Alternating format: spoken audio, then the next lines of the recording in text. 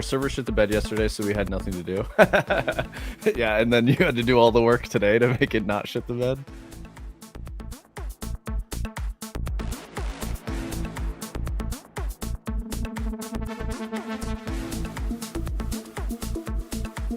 Okay, now it's up. Sweet.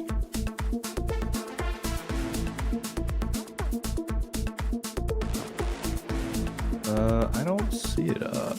I'm gonna keep refreshing. I had to reel it, like, but it did show up. yeah, no worries. It takes like 30 seconds, right, before it is up there. I remember there being a delay.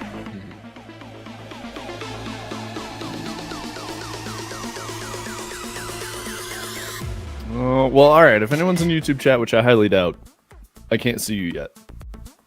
I'm working on it.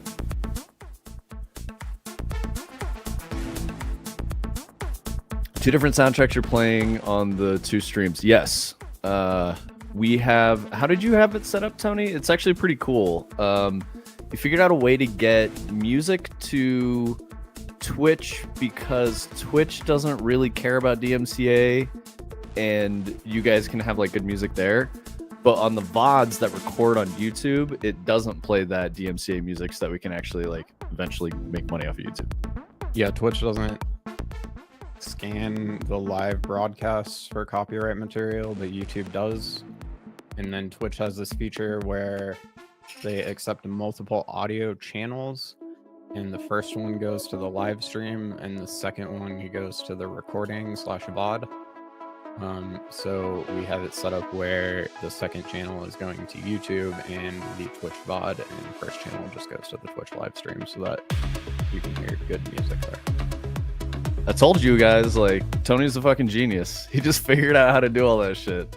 Like, it's crazy that he was able to figure out, having never really streamed, how to get us both from our separate locations into one stream box and have like multiple, like, it's fucking sick. Twitch do scan occasionally, but there's also a VOD channel for Twitch, VOD audio channel. Okay, I didn't know that. So you could like separate your... That's what I was talking about. The second one is the VOD audio. Oh, I got you. I got you. Nice. Very cool. Very cool. Yeah, we've never had a problem playing music on the stream on Twitch before. But we will get a copyright notice while we're live on YouTube if we play something, because they're like actively scanning. And it's the same thing. They'll like, you know, bop you if you show a gun or something pretty much instantly, because it's real-time monitoring. Yeah, LFQ, I picked this plastic thing up and I was just talking about it and I was like showing it to the webcam and it killed the YouTube stream like immediately. It was just like, boop, we went offline, and then we got an email that was like, hey, this is a warning. We know you're new. No guns. And I was like, what the fuck? So I appealed it and they were like, nah, you violated policy. And I was like, all right, I guess I can't even appeal it. So I'll never pick that up again. That's too bad. And it's specifically, it's live content. Because they're like, on YouTube exists. You can do it in a pre-recorded video if it's edited, but live cannot handle anything that remotely resembles a firearm. Even though this is not a firearm, it's a plastic toy. And I'm pretty sure the reason for that is just like they have a very, very foolproof way to ensure that nobody ever streams like shooting somebody. Yeah, some like horrible. It happened on Facebook. That shit's happened too. Yeah, to effect. So they're just trying to make sure that they are not the people who are responsible for somebody like streaming a mass shooting or something. So. Yep, I'm pretty sure it's happened on YouTube as well. And they like that's when they were like, okay, this can never happen again. So I mean, like, respect that they're doing that. I think that's cool actually, because there's a whole angle of like people are gonna fucking do that just because they know it's gonna be on the YouTube, you know, and like that's fucked up. Like it's all fucked up in general, but it's just even crazier that a certain section of crazy people will do crazy things because they know it'll get them attention. I don't know. Like, what a world we live in. We really live in a society. Twitch stream, yeah. So LFQ, we've actually had God, what's her name? Do you remember, Tony? It was like Desiree or something. No, I know who you're talking about, but I don't remember the name. Yeah, we've had a Twitch person find our channel and like come hang out and chat with us. She's only been in twice, but it was really cool when she came through, and she was just chatting with us about like, you know, game dev and stuff. It's pretty fun. I don't know if she follows us, actually, now that I think about it. I don't think she hit us with a follow. Maybe she did. I hope she did. But it'd be cool to see her again. She asked some good questions. This was around like procedural zombie Halloween, wasn't it, Tony? I feel like they were in here more recently than that. Mm-hmm. She definitely came back through like a couple weeks ago. It was, I'm trying to remember what I was working on. It was probably like when I was doing the rainbow vape thing or something. Yeah, totally. Let's see. What do we have for news today? For our lovely LFQ, the goated viewer. Let's see, LFQ. So we've got today. Man, we grabbed a bunch of news. Oh, are you into the Fallout TV show, LFQ? I don't remember if we've talked about that. Or like, what's your feeling on the Fallout games? You're not into it, or you like just haven't seen it yet? Because I think there's a difference there, right? Like, I totally understand both, because I don't really fuck with Fallout. It's not my shit. Did you watch the latest season of Righteous Gemstones? I did not. I forgot about that show. I need to watch more of that. I just kind of associate Fallout with Walton Goggins, who I associate with Baby Billy. So, Uncle Baby Billy. He's making a TV show in the new season that's about Teen Jesus, but it's called Teen Jis. Hell yeah. So he's always, in his Baby Billy voice, like, Teen Jis, you listen here now. That's great. Uncle Baby Billy won't take no for an answer. You better recognize that. I've got the Lord on my side. It's like, I got the body of a supple teenage son of the Lord. I'm gonna be dangerous myself. Exactly. Oh shit. Bad at watching TV series, movies. Okay, so anyway, the thing I was gonna say is that Fallout Season 2 comes out in December. They're gonna get another season, apparently, something like that. So like they've been greenlit for Season 3. I don't know, man. They're doing New Vegas now. Yeah. This next season, we know, because they saw the whatever New California Republic or whatever at the end of the first season, and then they just go into like Boston and they do Fallout 4, or like you could do Fallout 3 in Washington D.C. So I didn't even, I feel like there's a lot of good lore in Fallout 3 around like the Brotherhood trying to find the super weapon thing or whatever, and I don't know, that could be compelling TV. Yeah, I hope they get their writing better, Yeah. that would be nice.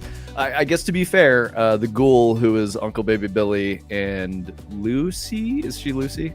The Vault Dweller? Mm-hmm. And Lucy, really well written, I think. I think they're compelling characters. I have no problems with it. My disbelief was suspended. I was enjoying that. The fucking brother, what is it? Steel Brotherhood? Brotherhood of Steel? Yeah, the Brotherhood of Steel character is like not all there mentally. Like, he seems not. So my understanding of the Fallout lore is that those guys are intentional, like by design Luddites, right? They're anti-technology, but they use these crazy powerful suits because they're like sort of religious zealot kind of things. I don't know if that's correct, but I know that that's a part of lore. It has something to do with the fact that they're nuclear powered makes them okay or something. I can't remember. Oh, okay. Because they have like a weird like designation where like certain things are okay. Brotherhood's like anti-robot, right? Preserve advanced technology and regulate its usage. This is because they believe humanity cannot be trusted with the means to destroy itself, and they acquire technology to prevent another apocalypse.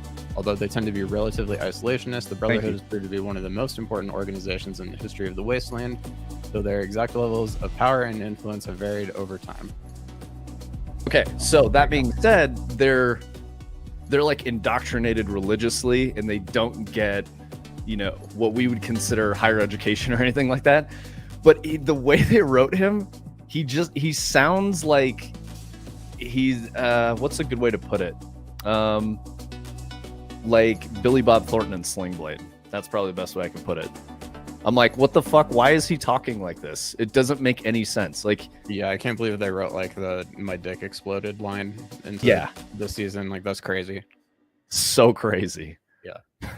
It's really weird because like they're not like stupid, you know? Like that's the weird thing about it. They're just like uneducated. But I guess they couldn't sell uneducated without.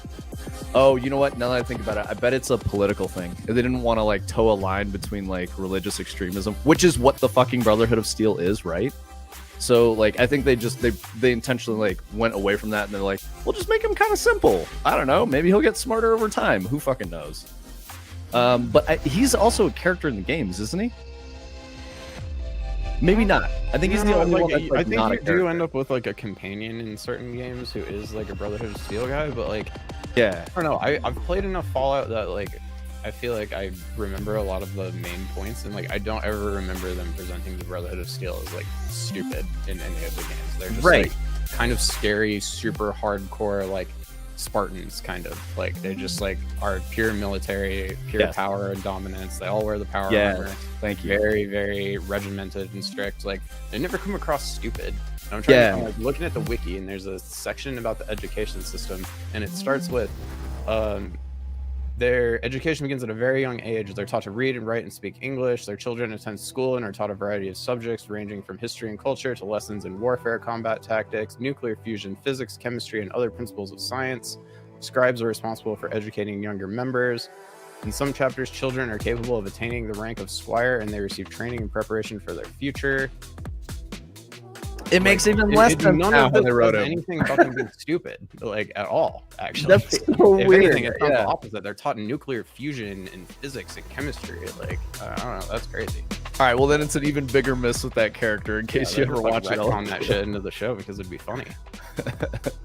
Yeah, it was fucking weird. I will say, dude, what is Uncle Baby Billy's actual fucking name as an actor? Walton Goggins. Walton Goggins. Walton Goggins is fantastic in that show. He's really good. He's like a ghoul, so he's like missing his nose and shit. Very cool character. So I think if anything, it's just worth watching for his character. Lucy's also a badass. I really like Lucy. I thought she was very cool. Well written. Anyway, that's enough about Fallout. You want to talk about some Tekken 8 drama? What's up, Omni? You are not first. No, LFQ has been holding it down for a while. My goat, LFQ. And I'm also like, yeah, I'm happy to leave you unmodded, LFQ, so you can just vibe with us. But if you also want a mod, I'm happy to give you a mod. I trust you, man. We modded channels together. You have good judgment and stuff. So let me know. That's all up to you, brother. So Tekken 8 drama. Tekken 8 Season 2. Tony, you were saying they put like a more junior team on it or something, or like a backup team while the main team was focusing on something else? Let me find the exact wording, but I thought somebody said B team and A team. Yeah. I just don't want to refer to them as a B team because those dudes lost their jobs and that sucks. Oh yeah, totally. It does seem though like they took the team who were the core builders of the game, who had the vision and who, you know, lived and breathed that shit from the day that they started working on it, and then they handed it off to somebody else to balance and maintain it, and they did such a bad job that they fired that entire team. The player base was so mad about Season 2 that Harada-san was like, they're all gone, we fired him. It's like, holy shit, bro. Trying to find the article here. It's like scorched earth, he burned him to the ground. While Tony's looking that up on me, I'll catch up on Fallout. We were just basically saying, we were kind of like advocating the show for LFQ. He doesn't watch it, but he's played the games. Fallout Season 2 is coming in December. Season 3 is already greenlit. So that's the news. That's what you need to know about Fallout. So that's good. Show is so good. Yeah, we were just talking about how the Brotherhood of Steel guy, I can't remember the actor's name. It's like Atlas or something like that. I don't remember his name. Or no, it's something like a, Greek warrior. Yeah, Achilles, right? Type shit. Yeah, it's not any of those, but it's something like that. Yeah. We were just talking about how poorly written he was, and Tony was looking at the lore of the Brotherhood of Steel, and there's like literally nothing that indicates that he would be like stupid. It's very weird. I was trying to read this part here even about like the TV series, and it just doesn't. It talks about how like the leader of their group thinks they've lost their way, and they need to like handle themselves differently. So maybe that's why they're acting a little different. His name's Titus. There we go. Titus. Yeah. And it's spelled weird, isn't it? Oh no, wait. Titus is the guy who dies, who's like an asshole. Oh, okay. Yeah. Spoilers, but whatever. It doesn't matter. Yeah, Titus was actually like more like Brotherhood of Steel, written like, appropriately. Yeah, real type guy. Yeah, for sure. Yeah, he was like a knight and like a Spartan, like very hard, you know, no fucking compassion. Anyway, so that was that talk. So Tekken 8 season 2 was very poorly received by the player base. Harada-san fired the whole team. That sucks. That sucks for them. Yeah, so this article right here said they're bringing back the A team and swapping the team who made the patch off of the project. It almost says they're swapping them off like they didn't fire them, and maybe this is just a clickbait headline, but oh yeah, maybe he like just move them onto something else entirely. Because, well, no, I mean, this is a blind spot for me. I don't know. Concerns rose among Tekken fans that Season 2's launch led the series so far in a direction they didn't like that it'd be difficult for the current team to fix it. The developers agreed, and they brought the A team back. According to the game director, the team that worked on the Season 2 balance update isn't the same one that developed the original game, and they're getting the old devs back in the hot seat to get the game fixed. Cool. That's smart. Tekken's competing with a lot of stuff, and I don't know if you guys watch Evo or anything like that. I do. I love Evo. I love fighting games. I'm not very good at them. I like playing them casually. I like watching competitive scene a lot more than being at that level. So Harada-san is like very involved. He's always at Evo. He always does a big like announcement at Evo. Very big personality, cool guy to watch. So he's a lot of fun. So I understand if he's like, you know, putting all that effort in, he genuinely gives a shit about his game. And so I get that. He wants to make it right. And he said Tekken 9 is going to be the last game in the series. Oh, that's crazy. I don't like hearing that. Harada-san saying it ain't so. I was trying to see what the actual changes were that they made that made people so unhappy. Let's see if... Also, while you're looking that up, kind of vague like link to click on here, like tangentially, Harada-san is trying to do a Waffle House collab to put in a Waffle House stage in Tekken, but Waffle House is not having it. They're just ignoring him. So maybe we get a Waffle House level in Tekken. That'd be really cool because that's funny, you know. Waffle House may get an unofficial Hustle House tribute stage instead. Yeah, because like, you know, there's a lot of memes on the internet that are like a new fight at Waffle House just dropped, right? So I think that's what he's trying to go for, but obviously Waffle House probably doesn't want to maintain that image, so that'd be my guess at why they're like not down for the collab. Who knows? Hopefully we get a Waffle House. That'd be cool. So the streamer sat down to go over every character change in this patch that made everybody pissed, and it took him over 16 hours to get through them all. Yo, what's up, Adder? It took him 16 hours to get phone booth fights. Dude, that'd be a good VR game. You don't have to move. Oh shit! You just swing your arms. You're just stuck in a phone booth, just doing this. It's like actually a really good application of VR. Multiplayer 1v1s in the phone booth. Yep. LFQ says, I have to admit, I don't follow much of the story in Fallout. I just want to look at the world and kill stuff. Yeah, that's the way I play it too, and I get pretty bored. But I also don't like the world in Fallout. Oh yeah, see, there's like a whole genre of like stuck in place fights you could do with this, where you don't have to move. Very interesting. I feel like maybe we could do that. I don't know that I want to make. I just don't like motion controls VR games. Yeah, but it could be cool. It does immediately face the problem of like, if you punch something in VR, you don't feel when you connect to it, and that sucks. So yeah, you could do like a haptic thing where you get like a big like buzz when you like connect. I don't know. Let's see, what else do we have? Oh, so this was kind of interesting. Moon Studios that made Ori made another game which I didn't even know, but they made an RPG called No Rest for the Wicked. It currently has a mostly positive rating according to this thing I'm reading, with 74% of the 35,000 user reviews marked positive. But the CEO went on Discord and said like, our game's getting review bombed and this might affect the future of the studio, which is weird. Something seems sus about it. That's all. I don't know what's going on. Yeah, LFQ, if you do feel a hit connect, you can also break your hand. Moon Studios is sus as a whole. Okay, tell me, Adder. You know, and it's totally fine if you're just sharing opinions and shit. That's what it's about, right? Conversation's good. That's weird. I would have never thought that would have happened because Ori and I can't remember the second Ori, but that shit's good, man. Good game. Man, making games is hard, y'all. That's just the simple matter of it. Making games is just hard. Tony, thank you for the resub. What's my shit? Where's my fucking... Is this me? Is this you? Am I him? Where do I go? Is this the mod panel for me? It just popped up when I looked at the chat. Okay, that's Fractal Grove. All right, I'm over here now. There's like some sketchy contract situations in the past, and I've had a couple ex-coworkers leave Arcane to join Moon, and then leave 6 months later and rejoin Arcane, saying it was a total shit show. Ooh, that's not good. Yeah, that's definitely too bad. To be honest, I don't totally follow this whole story that we're talking about here because it doesn't seem like it's being review bombed, and I don't even really see that it ever was. Like, what are they talking about? I think that's the point of the article.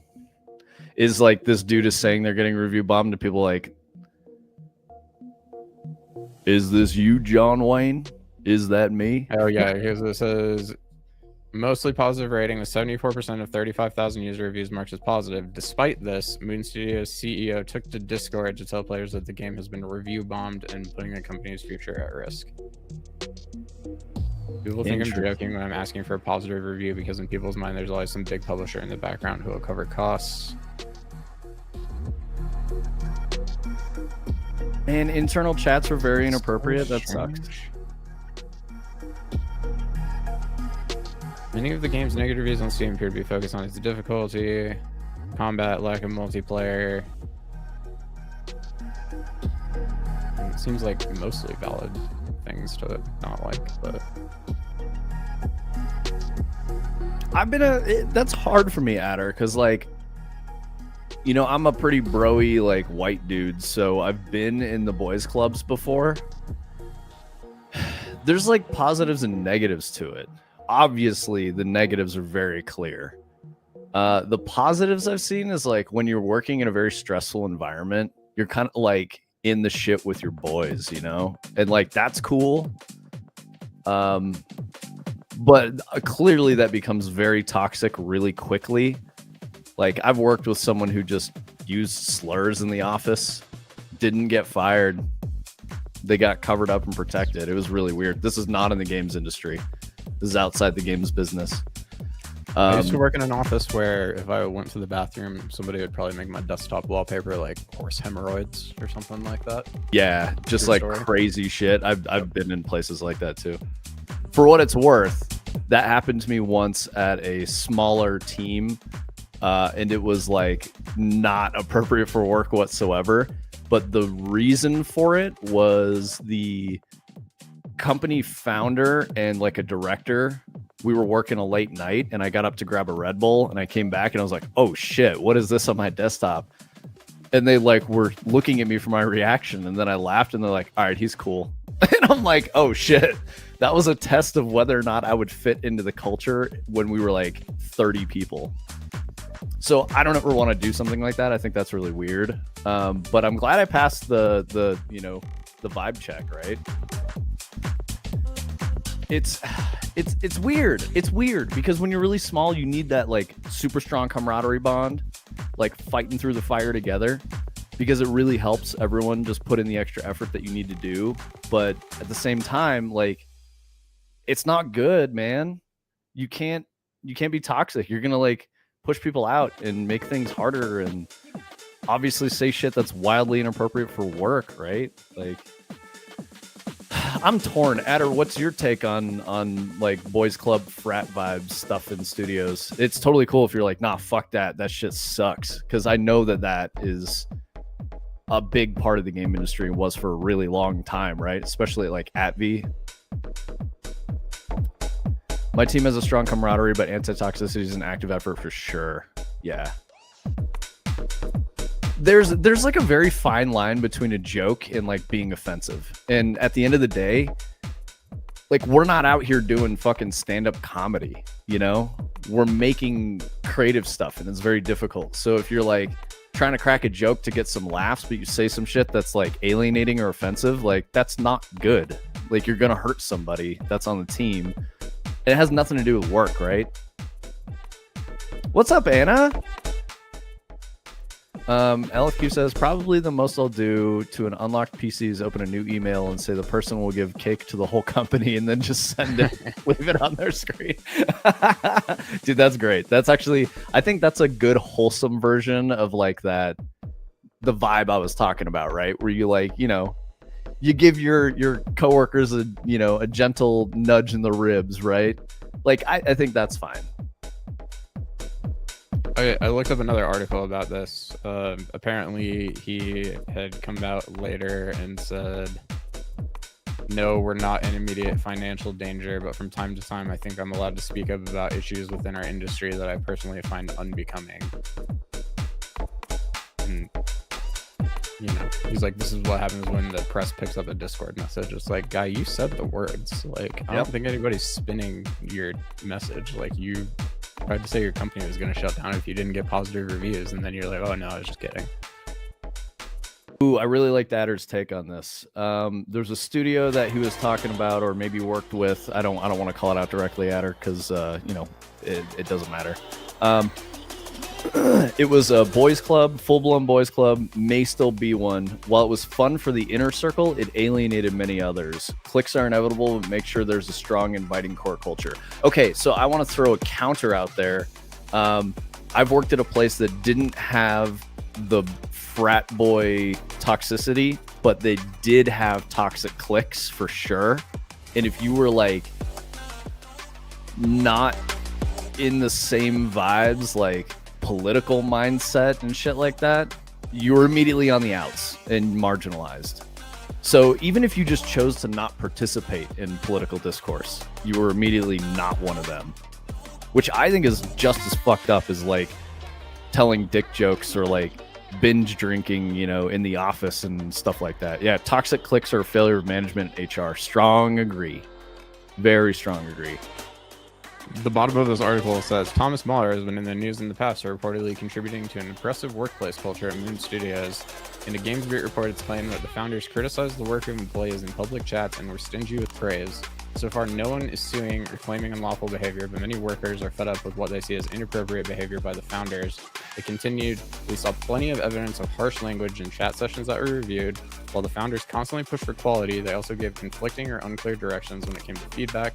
They veered off plan and pushed for changes that threw devs off schedule, and that contributed to crunch. Is that's still about Moon Studios? Yeah, this is just on another article where they're talking about how he kind of walked back what he said. Yeah. So. Anna says HR and then side eyes. Yeah, I don't think we're trying to talk shit about HR, Anna. We definitely have, and we're not trying to talk shit about you. I think your HR situation is very different, obviously. When you make games, it's a serious but fun job at the same time. So like keeping those vibes healthy is really, really hard.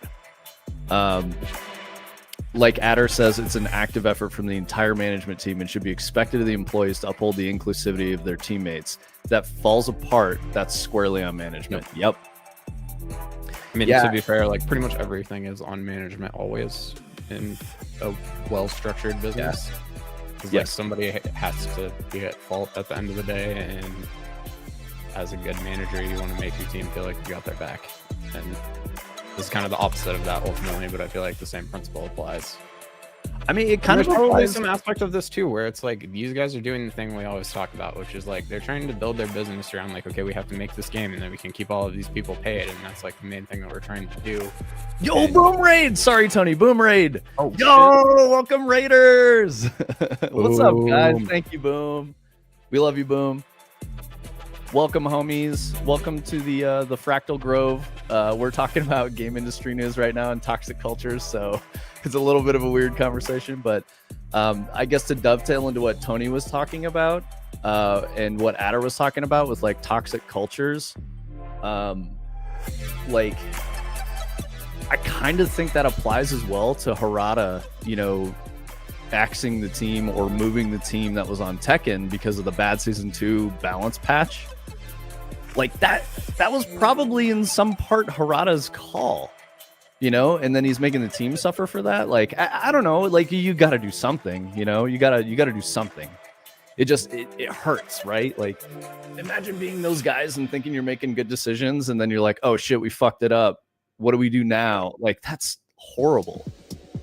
But yeah, yo, thank you, all of you Raiders, all of you lovely, wonderful people. It is great having you here. We are a game studio. We're making a game called Hyperskate for PC VR. We have a like year-old trailer up for Hyperskate. Let me see if I can drop some links here. That's all our stuff. We simultaneously stream on YouTube and Twitch. We have a Discord. If you guys want to keep in touch with us, that's the best way. Join the community Discord. On Wednesdays, we talk about game development and Unreal. On Thursdays, we usually do kind of like, you might think of it as like a Let's Play format, but instead of playing the game and just talking about, you know, like what I'm going to do as a player, we try to do a game design breakdown. I've been a game designer for going on 15 years now. Worked on, you know, Destiny for 5 years. I've shipped everything from mobile to AAA FPS. So that's who we are. We started the studio a couple of years ago now. I think it was like 2 years ago. I went full time on it. Yeah, 2 years this month. So that's our thing. We did the whole investor trail, and I was trying to, you know, bring in money and sign a publishing deal and all that stuff. If you guys follow the game industry, you understand that like 23, 24 was a really, really hard time for everybody in the game industry. Everything was kind of like shrinking, and saying that it's shrinking is sort of a misconception because it wasn't really shrinking. What was happening was the growth was not continuing at an exponential rate. The games industry on the whole is still profitable at like nearly $200 billion of revenue every year, which is crazy. That's huge. So as that slowed down, investors pulled out. When the investors pulled out, you don't have this limitless waterfall of money anymore, so it gets really difficult. So thankfully, due to you lovely people helping us, we are paying operations costs and all of that through, you know, Twitch subs and stuff like that. Lovely people like LFQ, Artificial Sky, Analyrith, all of you guys that donate to the stream, thank you so much. Your game looks epic. Yo, thank you, 3D fella. Really appreciate that. Let's see. So Boom had a question about testing VR without a headset. I'm trying to find the solution that I remember seeing a while back. I do know that there is this one. This is kind of old now, and I don't know how much this will apply to Unreal. I haven't actually tried this, but there are a couple of simulators out there that kind of will run something on your computer that will make Unreal or whatever, you know, OpenXR application you have think that you have a headset plugged in, and then you can kind of basically just use it like a normal FPS with your keyboard and mouse, just to, you know, check that some stuff is working on a basic level. So there's definitely one that's made by NVIDIA, and I just can't find it right now. So I'll keep looking and try to send a link if I do find it. But another way that like the VR expansion plugin handles it, which I think is maybe a better way, especially if you're trying to actually use Unreal. This is a great starting place for any VR Unreal thing, but their example project, which comes, I think it's on this playable demo link right here, has an FPS character that is set up to have kind of all of the pieces of the VR character attached to it, so that you can check like menu interactions and stuff that like you would do with your controllers in VR from an FPS, and that's kind of more built into this project in a way that you can use to test. Or you could even build a game where people can be in VR and also be using flat screen at the same time. That's probably the way that I would do it. But there are, like I was saying, kind of some more low level, I guess would be the term, solutions where like you can kind of trick your computer into thinking that you have a VR headset plugged in and you don't actually. So I guess it just kind of depends on your use case. Thank you for the follow, Task. Tony, I want to throw this one over to you. So Tony is the tech expert. He controls the tech stack. I'm the like creative guy. We're the co-founders of the studio. So 3D Fella says, just to add to what Boom said, I'm a VR developer and using a plugin, AF Core Advanced Framework by Human Codable. But the dev kind of stepped back from the project, so it's stuck in UE5. I want to upgrade to 5.5, but it breaks a whole bunch of stuff. I'm assuming you're like, what do I do? You know, and Tony probably has some good ideas. Advanced Framework by Human Codable. Okay, so let me pull that up real quick. But I would say just in general,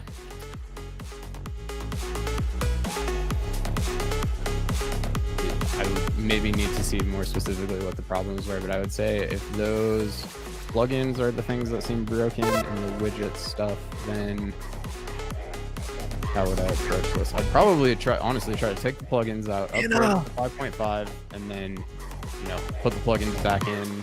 There's probably like a 5.5 version that needs to be hooked up, and then no guarantee that's going to actually fix it, but that'll probably get you to a point where you get some new error messages and kind of have the ability to start narrowing down specifically what the issues that you're trying to solve are. So one of the things I find with a lot of these VR frameworks is that they try to do literally everything.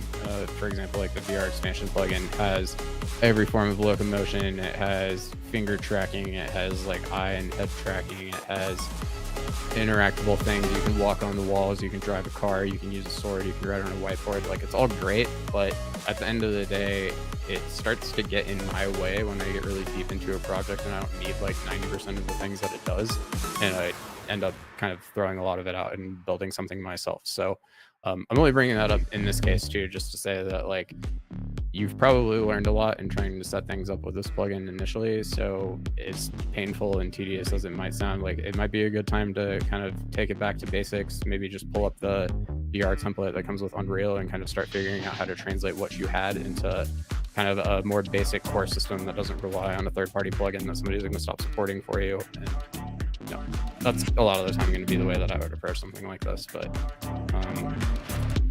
I hadn't actually seen this one before. So also, for what it's worth, think about why you would want to go to 5.5 over 5.0.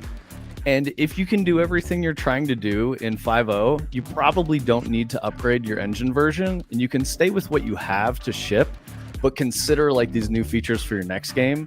That's kind of a standard practice in making games, especially if you're working with a third-party engine and you're not building everything in-house. So like, for instance, if you're working with Unreal, you kind of like build your prototype, proof of concept, you establish your like art and tech pipeline, and once you've done that, you kind of don't change engine versions. You need to be very careful about upgrading and stuff because, like you're explaining, it breaks a lot of things. Also, I just want to say, sick ass fucking hype train. Thank you so much, LFQ and Anna. So everybody. You guys are fucking awesome. Thank you so much. And while I do agree in general with what Vince is saying, it's a little harder to apply that to these early versions of UE5 just because so like 5.0, 5.1, like a lot of stuff is broken. It just didn't work that well and the performance was bad. And they've made some pretty good gains up to 5.5, and it looks like 5.6 has even more like really good stuff along those lines in it. So I can understand the desire. Everything Vince said is probably true. If you just, kind of have something that's already working and you feel like you can accomplish what you're trying to do in the version that you're on, then, don't put yourself through the headache unless it's like absolutely really necessary. So yeah. I saw your message though where you said the main thing I use is that it's super helpful to demo the interactions and stuff on PC without having to go into VR every time. Like I can do grabbing and snapping, etc. Yeah, so that's gonna kind of be like what I was talking about with the VR expansion plugin. I'm waiting for it to load here so I can just kind of show you, but that might be an option. Of course, it seems like you probably don't want to completely start over, so I can definitely understand that. But I saw Adder said something pretty hopeful a minute ago. So it sounds like it'll require a deep dive to understand the specific issues. We'd be shooting in the dark otherwise. You put together a core issue list, we can help point you in the right direction. You may need to just unhook some deprecated systems to get it to load and go from there. Yeah, he said it a little better than I did, which is kind of like, you know, step one is probably just going to be to get the project to open in 5.5 and then start putting stuff back until it breaks again.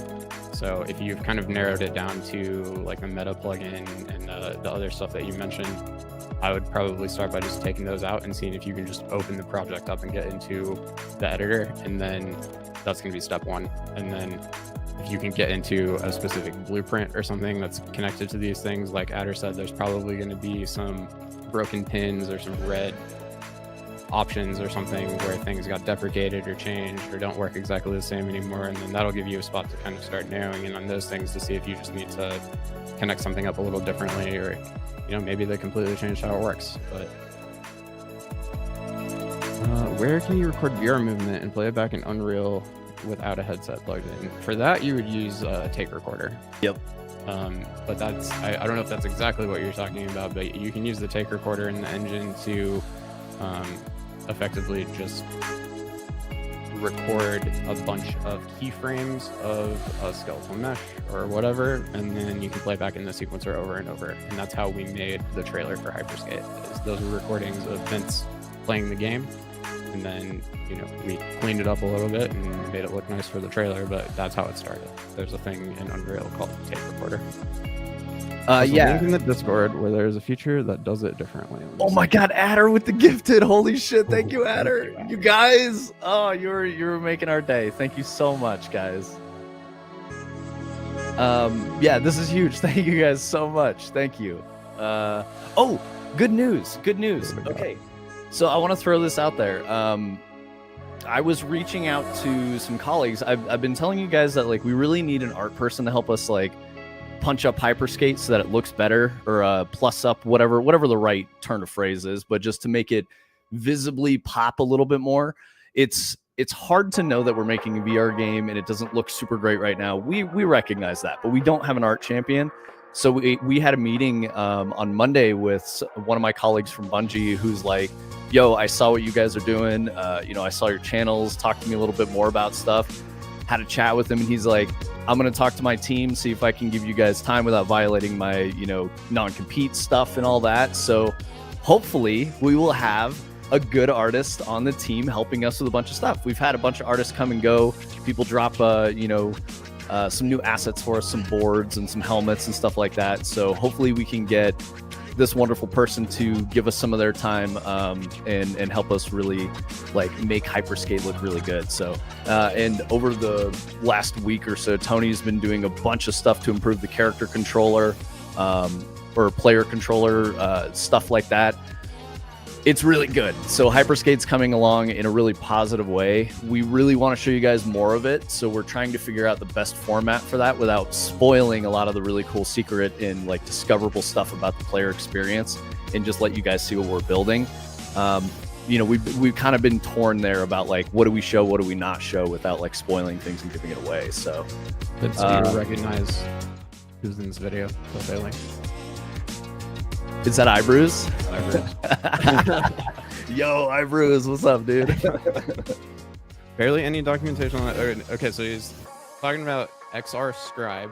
To be honest, that's not something that I'd really heard about before. I do follow Eyebrews, and I've watched most of his stuff, and I've taken his Unreal XR class, and I don't know that I've seen this one, or maybe I didn't get all the way to 59 minutes in it.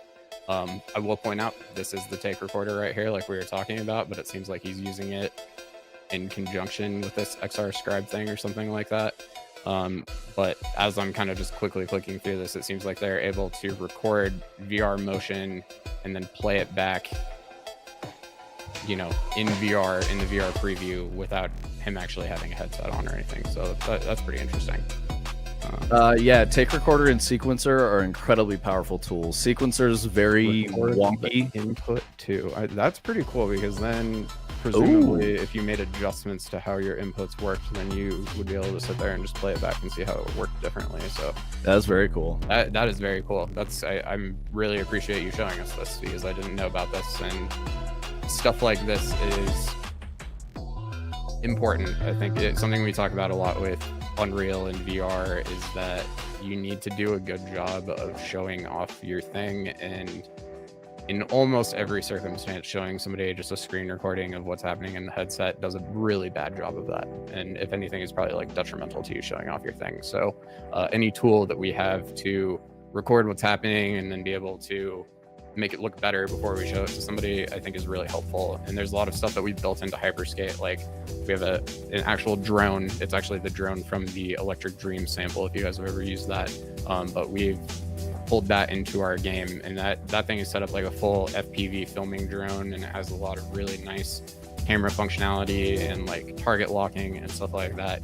And it's probably something that will ship with the game at the end. We don't know positive for sure, but it's also something that we use to, hook up to the tape recorder and record our trailer and get stuff that looks like professional capture, as opposed to just like a character camera that's locked to them with a spring arm or something. So this is awesome. This is really cool. Task was asking, what hardware do you guys test your game on?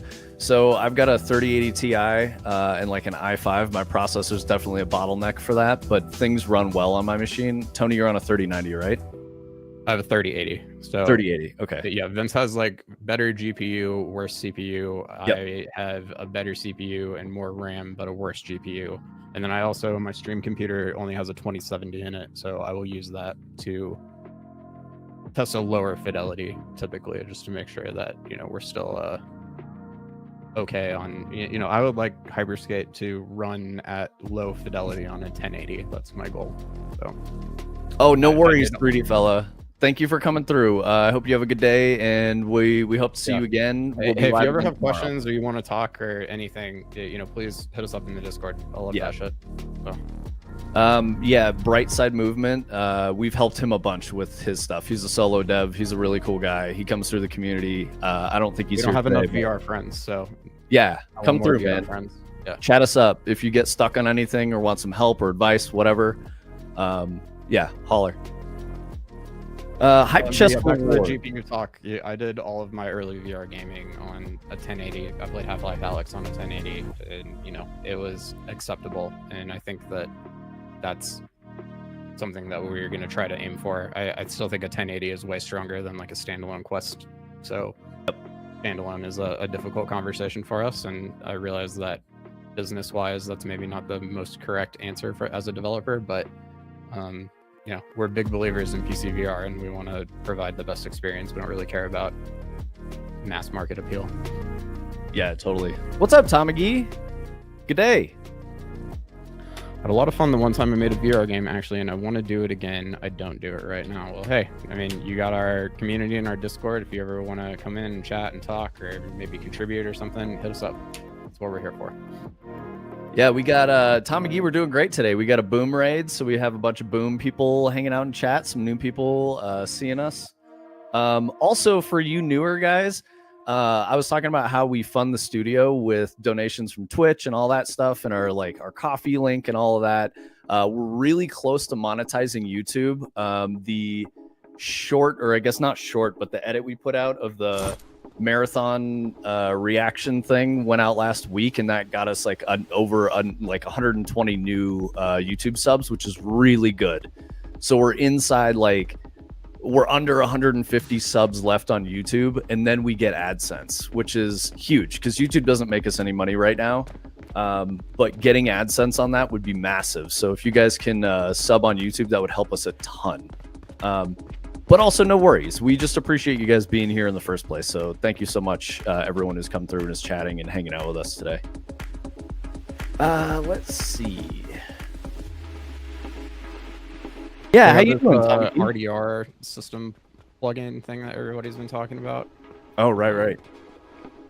So that's what you're seeing on the screen right now. This is supposedly some mashup of the ALS locomotion system that we talk about a lot with the new motion matching system. And I think it's pretty much entirely C++ from what I understand, and it does allow you to freely switch between first and third person, which is pretty cool. And it's working better for me now. I was having really weird problems with the camera turning earlier, but it feels okay. There's like no mantling, and I think the animations look a little janky compared to ALS, but overall pretty good. And I think that this is definitely more of like a example to study from, more than like a fully featured system to use in a game like you get with ALS. But you also get like, I remember the buttons here, so I can do like a Mosin, and it does shoot. Tony, Anna wants a heart tree emote, which I think is a tree emote. Okay. Okay, cool. Yeah, I'll make a note of that so that we don't forget about it. So this FPS part actually feels kind of okay. You got like some good sway and, you know, stuff like that. An ADS. I don't know. This feels a little too responsive, I guess, in first person compared to like what I'm doing here. This feels like it has some weight and some inertia to it, and then it all completely goes away when you go into first person. But yeah, I don't know. So this is probably something that I'll spend a little bit more time with and look into as we start looking into like Railgun.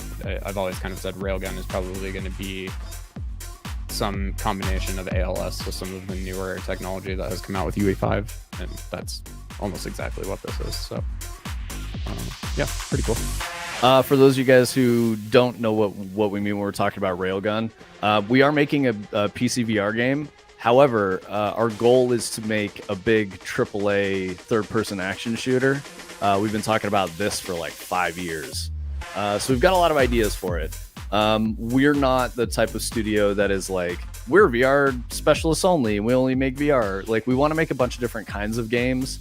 We're really trying to do something new. You know, we're being brave out here, being on, you know, social media, on Twitch and all of that. Tom McGee, I see you said, I thought you get a boost from Aztec Ross React video. I don't know who that is. So yeah, cool, awesome. I'm glad we got some good traction and things are going. So that's great. You ever see somebody ADS their knife before? I saw that. That shit was flipping around all crazy. You can't fire either. It doesn't actually do anything. That's amazing. I thought it was pretty funny. Yeah. So that's that. I actually kind of expected this to be a little more interesting than it is, but yeah. C++ only project was created to demonstrate the integration of the advanced locomotion system refactored codebase with the motion matching capabilities provided by the assets from the game animation sample project. Not a complete gameplay system, but rather a foundation for studying and building upon advanced animation techniques. So there you go. Nice. Oh, that's cool, Tom McGee. Yeah, I don't care about that community. You know, it's like, and I guess I mean to say, like, I'm very grateful for fans of my work in Destiny, but you know, we're pretty far away from it. While I worked on it for 5 years, it's not like we're doing something different. You know, we're trying to be like, hey, it's cool if you like the things that I did. We're making new games. We're doing our own thing. Come check us out. So we do, you know, we have done some Destiny related content. That's like the biggest views we've gotten on our YouTube and whatnot. The whole goal of doing that is to just generate more exposure. So exposure is good, but yeah. Destiny has a kind of a weird community. People can be pretty toxic over there, so it is what it is. Let's see. Yeah, C++ what face? Boom, I've been doing way too much C++ lately. I'll have to pull up a third project, but I've been trying to figure out how to like procedurally generate like a landscape, and it would basically crash my computer in Blueprints, and I got it running pretty good in C++. Nice, Manadono. You played Destiny once? Cool. That's awesome. I worked on D2. So when I started there, it was like House of Wolves. So D1 was out. I worked on D2 ship, did a bunch of stuff for D2.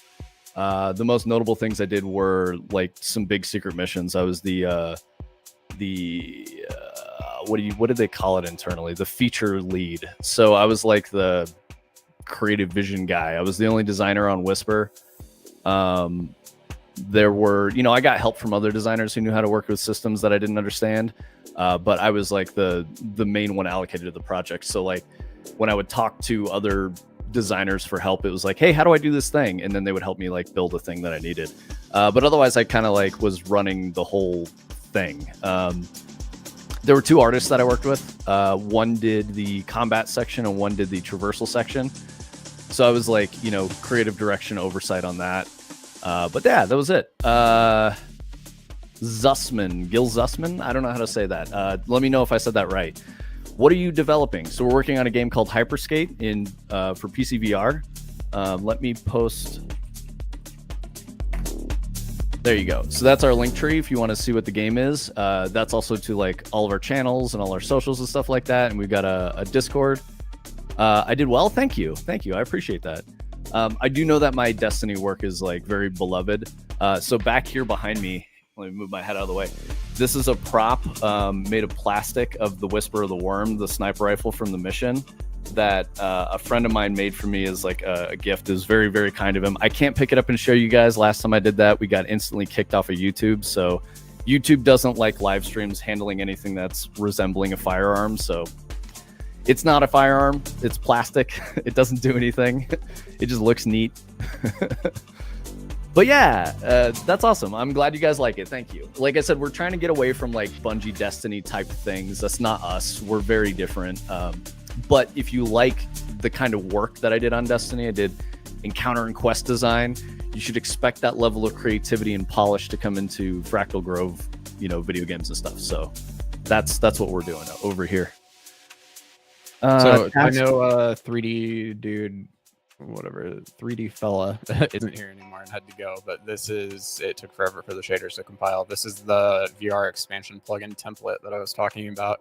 And if I don't put my VR headset on and I just hit play and don't run VR preview, you'll see it kind of gives me this FPS controller that has the hands. I believe I can make the hands do the things that they say. I don't actually know what the buttons are, but there's a way to like make this right hand, if I get it on here, like grab a thing so that I can, oh, here we go. Yeah, see? So now I can like test the door handle in FPS kind of, and it's very janky, but like I don't technically have to put my headset on for any of this now. I can grab the marker and draw on the board and stuff with it. So this is one way that they've kind of solved that. The other thing that we were seeing, the XR Scribe, is something that I think would more allow you to do something in your headset and record it and then be able to sit and watch it on your screen as you make adjustments and changes and stuff. So maybe kind of 2 different solutions for 2 different problems. But thank you, Zussman. So admittedly, the trailer for Hyperskate is like almost a year old. I think we're at like 8 months old or something like that. And we made that very early on. I think we're only like 3 months into development. We weren't very far at all. And the whole reason we made that is because we had a chance to be featured in a like indie game showcase. It was called XR Indie and Friends by someone that we met who left the publishing side of video games to go back into games journalism and cover VR and XR stuff. So we kind of scrambled to make a trailer. As we're looking at it, like now we realize that the trailer doesn't show as well on its own. So that's something we want to work on. We want to update that stuff. Yo, what's up, Brightside? Yeah, we got rated by Boom. So it's lovely. I was shouting you out a little bit earlier. So yeah, Brightside's a very cool person. We love Brightside. Brightside's also solo dev working on a game called Slice and Dice, pizza shop simulator. Just Gil is cool. All right, awesome. Was it beneficial to open a Steam page so early in hindsight? Yeah, I think so. I mean, we've gotten some wish lists. There's nothing really bad for putting it up there. We're probably targeting like end of the year to release Hyperskate. Like I was saying, we slowed way down at the beginning of the year. It's just how it works. We had people, exit the team. We had people join the team. We really need an artist. So we've got hopefully some art help coming in. Met with that guy this week. So yeah, very cool stuff. We're making progress. The gameplay is solid. It's there. Oh, which reminds me, I'm sorry guys. the reason we put up the Steam page is so that we could use the Steam Workshop. So we've got the game up on Steam with Steam multiplayer integrated. So if you sub to YouTube, if you sub on Twitch and you're in the Discord and you have a VR headset and you want to play Hyperskate, it's a very old build, but we'll update that as soon as we can when things are in a better place. But if you want to play that, let us know, and just let us know in Discord, and we'll send you a key and you can play Hyperskate with us. Yeah, so that's the whole reason why we did it. It wasn't necessarily to be like, we need to make sales or like, get wish lists. Wish lists don't typically convert. I don't think the conversion rate is really good to like sales. So it can be like a mixed bag and whether or not that's beneficial for you as like a marketing beat. So I don't know. It's tricky. Call it naive, but I truly believe if we make a good PC VR game, it will do well on that fact, as long as we can get it in front of a few people who will recognize that it's well done, because I just don't think there's that many options out there and people want more. Yeah, and it's kind of always been our philosophy. So yeah, we've talked about how there's like over 2 million. Oh, 3D Fella came back. Yeah, Tony was just looking at it for you and talking about some stuff. He was showing some things. I wasn't looking at XR Scribe, but I'd been waiting on the VR expansion plugin demo to load so that I could just kind of show off this FPS controller thing that they have here that kind of lets you test the hands and stuff without necessarily having to put your headset on.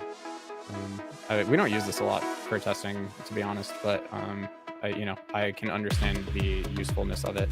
I was talking about that filming drone thing that we built. That tends to be kind of the way that I test things in flat screen in our game a lot of the time. Gil, I don't actually know the answer to that. Like, I don't know that there is any benefit to putting it up. I mean, you would get access to like the workshop, which is really important. What's cool about that is you can push builds to the workshop that are not public. So if people have an entitlement to get the build, which is what we would do for you guys, so you can play Hyperskate, it's useful for you to get into, so like if you plan to publish your game on Steam, that's what your release is. It's useful to get the Steam Workshop set up. And I think you have to have a store page at that point, but I don't know if that's necessarily true. But yeah, if we want to do a mass play test or demo that doesn't involve us directly sending people keys, then we had to have our page at least in coming soon mode or something like that. I think to your point, there's definitely some philosophy out there that says that you shouldn't release your Steam page until some specific time, because you can potentially hit the Steam algorithm in a certain way and more people will wishlist your game or something like that. There's like 2 or 3 opportunities that you have through the process, if I remember correctly, for stuff like that, because there's when you first publish the page, and then I think there's when you first publish the game, and then there's also your first discount or sale. All of those have like some effect on your position in the algorithm for a short period of time that you can take advantage of. But for us, like, we weren't banking on getting like 100,000 wish lists or something. Again, we're making a PC VR game that has a pretty narrow and specific audience, and we were more interested in kind of being able to get it into your guys' hands. So that was kind of our main motivation. But since we set it up in by August of last year, we literally haven't touched it. So, Gil, I think maybe that's kind of an answer to your question, right? Like, I didn't assume, I don't think either of us assumed that we would get necessarily positive stuff aside from what Tony was saying, where like the algorithm might push it to more people as a suggested game.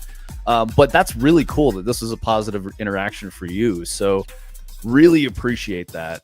If we were making like a flat screen FPS game or something like that, like everything that we're talking about here would be really, really important, because we would need to do every single possible thing that we could do to make people know about it and see it and get it in front of them and get them to wishlist it and get it to pop up in their algorithm and stuff like that.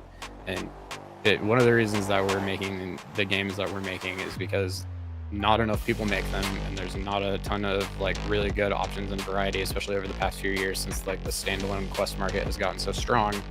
And our approach is just kind of entirely based around that. And it just, a lot of the more traditional advice that you hear about how to do these things, I feel like just doesn't quite apply in the same way.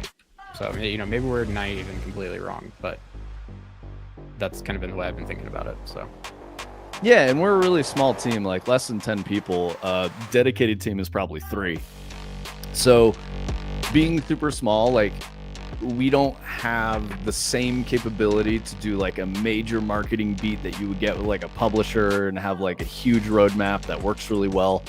We're trying to do literally everything, and so we're juggling a lot of stuff. And when you're juggling, like when we spend time working on, you know, the player controller and Hyperskate, right, we're not spending time editing a video or focusing on like what the next major marketing thing is. So we're trying to do all of it at once. So like the cadence gets weird, and you know, we have some things that hit and some things that don't. Like I said, we're really trying to get away from like the Destiny audience. It's cool that people are super passionate about like Destiny stuff.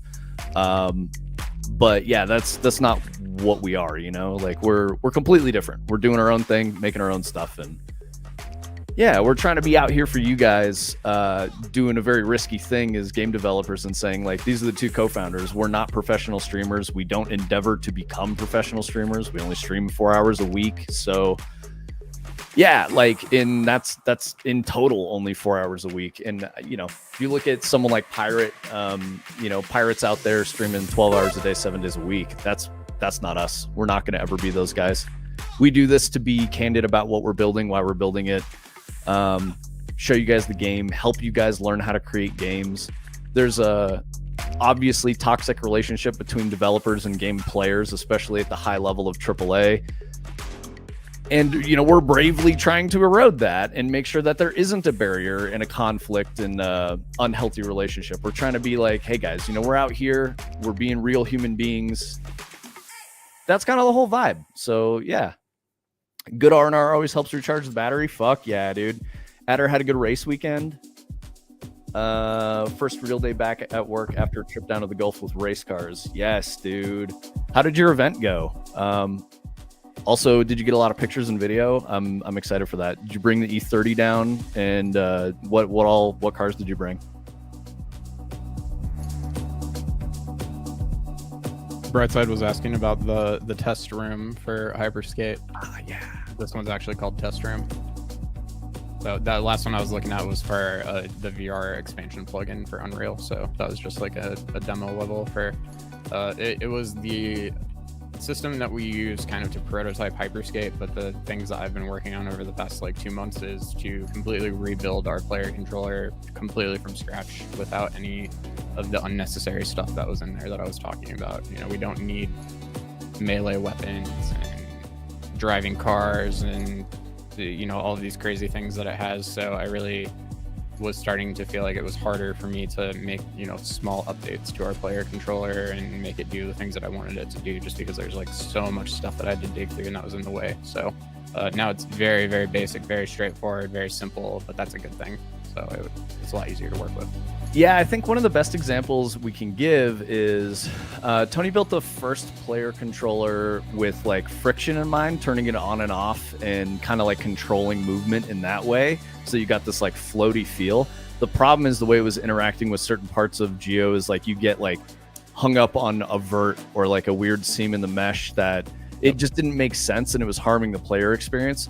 So he rebuilt it from the capsule into a sphere, and he's actually like rolling the sphere collider for the player. Like Tony, I'll let you talk about it. If you guys know Prismatica Dev and you ever talk to him, just thank him for the inspiration to use a sphere for the locomotion, because I saw him streaming about it one day and I was like, man, that might be the solution. But it's like what Vince is talking about to some extent. This is what our old player controller looks like, and this capsule right here is the thing that represents your collision with the world, for lack of a better term. And so as you're like skating around, this little half circle is sliding along the ground, but if it runs into like an edge or a vertex or something, especially because we're going very fast and I think the simulation sometimes gets a little like jacked up, you would just abruptly lose a bunch of speed or like kind of not do exactly what you felt like you wanted to do, and it never felt good, and I always wanted to try to figure out a solution for it. And so we have this new version here where, like Vince said, there's actually a ball, and the thing you're controlling is the ball, and all of this stuff is bolted onto the ball, and you know your head is where the head is and stuff like that, but you're stuck to this ball, and your inputs provide a physics impulse on this ball that causes it to roll, and you know, that allows you to very smoothly, you know, roll over any surface and roll up and down ramps and kind of maintain your momentum in ways that feel a lot more natural than the way that we were doing it before. But the main thing is it completely eliminated that whole like getting caught on an edge thing that we were talking about. So you'll see if I hit play here and I kind of like look down at the ground, like there's the ball. And Thank you, Brightside. Yes, it's electronic nodes. I didn't want to interrupt Tony, but yeah, it's Tony's darker nodes and electronic nodes. Yep. Tony's blueprints are super fucking clean. Like they always look so good, dude. So a part of that is assist is my goat. So yeah. If you guys do a lot of blueprints, you need the blueprint assist plugin. It costs $15. It will change your life. Like I can plug all these nodes up like this all I want, put them wherever. They look like shit. I'm experimenting. I'm just like connecting things willy-nilly. I finally get it where I want. I click on one thing and I hit F, and now they're all clean. And you can make it auto format as you're adding nodes. I find that infuriating, so I turn that off. But then I also do have darker nodes and electronic nodes, and I really like those just because the lines I think look very clean, but also you get stuff like these execution bubbles where when I select a node, it makes all of the connected lines start marching, and it makes it really easy. And when you get into like a big nasty graph down here where you're like, where the hell is all of this going? Like if I click on this plus, it's like very easy now for me to see that that's where that vector ends up, or like where are these 3 pins coming from? It's from these 3 places, or you know, what have you. So I find that one extremely useful. So major shout out to, I think that one probably comes from electronic nodes. Yeah, so all that stuff shows up in editor preferences if you ever do get these plugins. It's down here. There's my electronic nodes plugin, and then down here we got like force draw bubbles. That's the one that I really like. And then you just have all of these controls for the style of how it formats. Anna, thank you so much. Anna with another gifted. You're amazing, Anna. Reminiscent of Mass Effect 2 puzzles. I am not a Mass Effect person, but Vince probably does. Yes, it very much is, yeah. Also is so good though. It can F up your material graphs. Is that the one that just like straightens them out if I do that? Shift F. Also, Tony, Tom McGee, just, you know, this is sort of sidetracking, but affirmative of like what we're doing. Hole in the Sleeve is a UK team making Store Parkour Pro. We're very familiar with Store. We both really like Parkour. We never talked about Parkour Pro, but it's been an interesting thing to keep an eye on because I hate to say that it does not really seem like it's doing very well. Yeah. They maybe needed to let it cook a little longer than they did, and that's what a lot of the reviews say is like the foundation here feels really good, and I really like Store, and I could see that this is going to be great, but it's like, you know, not a lot of content, kind of buggy.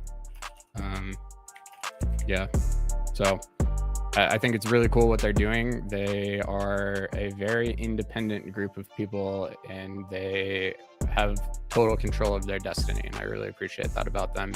But they've had to do that because of the fact that their content is like borderline illegal, and so YouTube doesn't really let them post what they want to post anymore, and their entire income was very dependent on YouTube for a very long time, and they have like 12 million subs. They're like one of the biggest YouTube channels out there for a long time.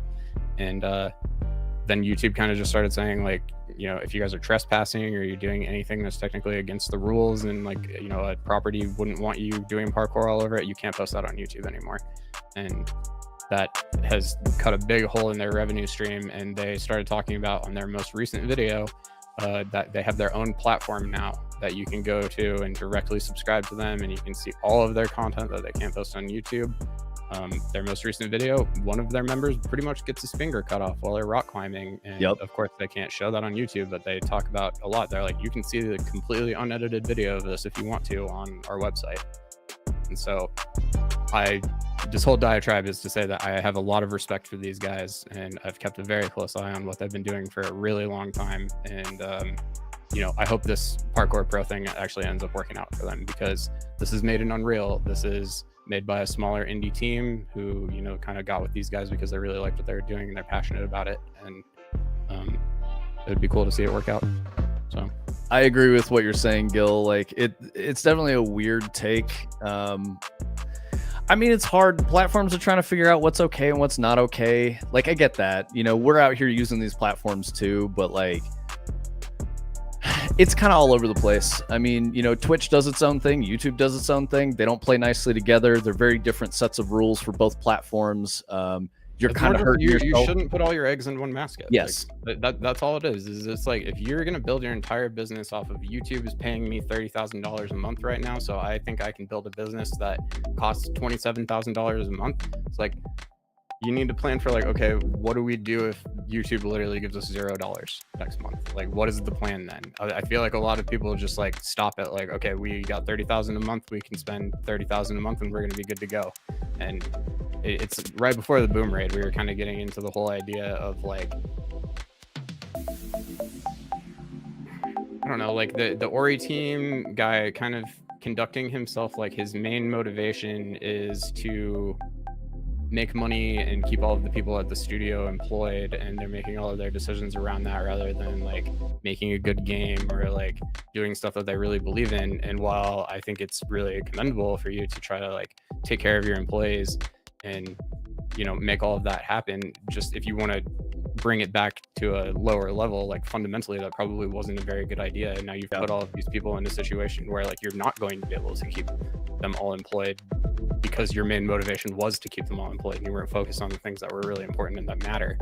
And it's just a tough conversation. If they had gone into this going like, hey, we're going to make this game, and if it is received really well and does super well, then we'll have a conversation about what's going to happen next and what the next project will be, and if we're going to do another project with you guys and stuff. But I think it would be smart as individual employees to just kind of like be planning for what might happen at the end of this if it doesn't go well. And that way nobody's going to be completely fucked when it falls apart, for lack of a better term. So I'm not advocating for like, don't take care of your people. I'm advocating for help build realistic expectations for your people so that they're not stuck in the lurch when something doesn't work out exactly the way that the best case scenario would have it work out. That's all. Yeah, absolutely. That's why we're doing what we're doing. Our ultimate goal is to fund the studio with games we make. So you guys are basically like, think of it this way. You guys are our investors. You guys are the people that, we are talking to about our games, pitching our games to, letting you know who we are and why you would want to invest in us. And that's the path that we're going. Like I was saying, we had a lot of conversations with people around the industry and publishers and, platforms and stuff like that, people at Meta. There was a lot of like lukewarm reaction, not because of what we're making, but because of the state of the industry, because of all that investor money drying up. It's a weird system because that's just how business works. Investors want to make money. That's their goal. And they don't care about games. I don't remember who was talking about this. Some other commentator who's like a really big, online personality. But they were saying like, if you consider it this way, the reason why you see a lot of things drying up is because the investors have pulled out, because there's no more geometric growth in the industry right now. It's still wildly profitable. There's a ton of fucking money being made in video games. However, when you look at this money going away, coupled with the fact that AAAs are making live service games, like it just gets kind of crazy. Legendary Drops. Yeah, it might have been Legendary Drops. I think it might have been Alana Pierce. I think that's the one that I watched. I thought her take was a little weird, but not trying to like start shit with anyone. She's coming from a very different perspective. And I think that at the end of the day, like in Western society, it's capitalist, and making money is definitely the most important thing for business people. So what we're trying to do that is scary and risky is make good game first We want to make good stuff and build our brand around that concept of quality, which is, I think, very different from how a lot of the games industry functions at the larger scale. I see Tony has Schedule 1 pulled up. And what's interesting about that... Here's the estimate for how much money Schedule 1 has made. Yeah. One dev. Yeah, and what's really cool about this is that that guy focused on good game first. Just good game. And because he made good game, it's successful. So we're at a really... we're at a crossroads in the industry where it's very good for people like us, really good for indies. AAAs can't move nearly as fast. And what we mean by AAA, we talked about this, I think, last week. AAA is a financial assessment, and it's basically is the return on this going to be really good? How much money you put in, how much you'll get back? And that's kind of the way it goes. If you consider that, it's very low risk, and that's kind of what they were indexing on. But it's proven post-COVID, post-pandemic and all that, it's slowed down. And the slowdown is just a part of, nature of world economy and stuff like that. It's just, that's the way it goes. But those people then pull their money out because they're not interested in it at all. So we're not trying to court those people as prospective investors. That's not to say we don't want them. Money would be great because then we can make stuff. But we, again, we could call this naivete, but I believe in gamers. I'm a gamer. You guys are gamers.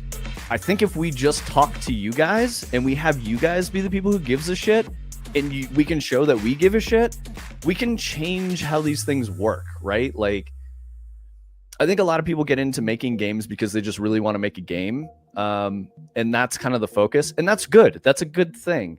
One of the things that we believe in is that we have a responsibility as people who are contributing to this industry. How do you change it? How do you innovate? How do you make it better? And that's why we're doing this. We're just trying to be people out here, real, say some shit that is honest and might piss people off or whatever, but we're just trying to be real.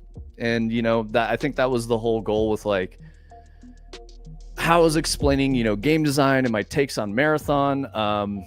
If you guys want to see how that goes, we have VODs up. We did make a short edit. It was 13 minutes out of a 2-hour live stream talking about the cinematic. But then I got into the alpha and did a gameplay breakdown. The whole goal with that was looking at how the systems work. A lot of the stuff that I saw was a lot of rage bait, clickbait stuff around Marathon. People don't like it. They think it's a bad choice, blah, blah, blah, blah, blah. Not many people made it into the alpha. So most of the people posting React content didn't even play the game. It's just... So what I tried to do was get in there, and when you look at it... sorry, I'm a little convoluted here. When you look at footage of Marathon, a lot of it is gameplay centric and people just playing and trying to make sick plays and make montages and shit like that. Our approach was totally different. I spent probably an hour in the menus talking about systems, UX, how the contracts work, what the items are, why you would get them, all of that. So I was trying to talk about the greater scope of the game and how that all fits together so people got a better understanding of the player experience. A lot of the takes I saw online were really confusing to me after playing the game. I think the spoiler is, on first impression, I was at a 3 out of 10. I wasn't really sure. I was highly skeptical. After watching the cinematic, I was at a 5. After playing the alpha, I was at a 7. I do want to play more Marathon. I had a really fun time playing it. I played solo. I did no fill. I did rat runs. I did full comms. This isn't on stream, but I did full comms with randoms. The game plays probably 10x better if I'm using superlatives. It played so much better with communication and with homies. And when you can coordinate, it's very tactical. So when you look at it, people are like, oh, this is like Apex. It's not like Apex at all. It's very different. Apex is a lot of, fast movement, running and gunning, and flicks and sick montage plays. I don't think Marathon's that kind of a game. So if you want to see the full takes on that, we've got it up on our YouTube under the live section. So there's a long form video there. We were working on an edit for a more condensed version of that. It might be around 40 minutes to an hour. So it's still going to be a long video, but trying to cut out where I'm talking to chat, talking with Adder and LFQ and stuff like that, so that you get just the distilled pieces. So hopefully that'll be out this week. We're working on that. You know, like I said, when we work on that, we're not working on this. It's a tricky balance to try and get all the things out there. So we really appreciate you guys here. We really appreciate everything that, you know, the support is phenomenal. You guys are wonderful people. Really love that you guys are also fucking with the things that we're saying and how we're talking about this. What's up, Acid? KZ Beanstalk vibes. So this is a traversal test that I built. I wanted to go for a mix of like really tricky and not super tricky. These platforms that Tony's hopping up are pretty fucking hard to get up, honestly. So it was a good test for that. But yeah, we're trying to figure out like what the right methods of traversal are. There's a lot of other stuff built out in the actual Hyperscape map that we're focusing our experience around. So there's a bunch of cool stuff in this test map. Tom McGee says authenticity is sick, man. Thank you. It's scary because I know people don't, you know, not everyone's fucking with authenticity. They're like, yeah, it's tough. Yes, LFQ surf vibes. Playing Hyperskate is very different from watching it. The feel of Hyperskate is very, very cool. It genuinely feels like snowboarding or like surfing, but you're doing 300 miles an hour and you can catch like, you know, 1,000 fucking, you know, several meters of air. Like, let's say like 100 meters of air, right? Like, you can, it's just super cool. Like, you can see where Tony is right now. He's just way up in the sky on this funnel thing. It's very cool stuff. Yes, the feel of speed is definitely not conveyed on stream or in video. You feel it in VR. And that's the biggest challenge, I think, with VR and flat games. That's why we made our trailer the way we did, because we were in a showcase next to a bunch of other VR games. And pretty much every trailer in that shows the VR heads-up display, and it doesn't come across super well. So we indexed on like a lot of flat footage with a very small clip of some VR gameplay. So we need to probably adjust that. And also that trailer is like 20 seconds long. We want to do like a 90-second trailer that's more robust, gives better vibes of the game. So you know, it's good to know that like we got a lot of exposure, but like looking at that stuff now, that's a really old trailer, almost a year old. The game has come a long way since then. We've been working on Hyperskate almost about a year, under a year at this point, but close to. So yeah, there's a lot of progress made. Everything is really neat. If you guys want to play it, we have a build up on Steam. So yeah, let us know and we can get you guys in there. Requires PC VR at this point because it's only on Steam. Let's see. Boom likes the spaghetti. Boom, you can use the Boom screenshot thing because Anna gifted you a sub. I think Anna did. Sorry if that was you, LFQ. Both of you guys are amazing. We love or maybe it was Adder. Somebody did. You guys are crazy. You guys gave us a ton of donations today. You're fantastic. Thank you so much. Yeah, so this thing's really cool. So what Tony's skating in right now, Artificial Sky is here, dropping 10 gifted. Yo, there you go, Anna. You got him. He's here. The 3 goats. We love you guys. Thank you, brother. Thank you so much. So this ramp that Tony's skating on is a tool that he built for me to build a bunch of stuff. Like, how do we make skate parks and all those things? So Tony made a blueprint that... Oh shit, you're a pilot? Hell yeah, Artificial Sky. Congratulations, man. I'm glad you passed your certs and stuff. That's very cool. But yeah, so the ramps and things that you're seeing Tony skate on are a tool that he built. So he made a blueprint that procedurally generates mesh along a spline. And that's really useful for me as like a level and gameplay designer, which is like my wheelhouse that I've done most of my career work in. Because then instead of like, so if you look at the stair step thing that he's looking at on the huge tower there, that traversal was used or built using blockout tools, and it's not as good. Like, I need, you know, a quarter pipe on the side to let the player like really keep speed while you're going up and stuff. Do you use PCG or spline mesh? Tony, do you know? It's a little bit of both, kind of. Yeah.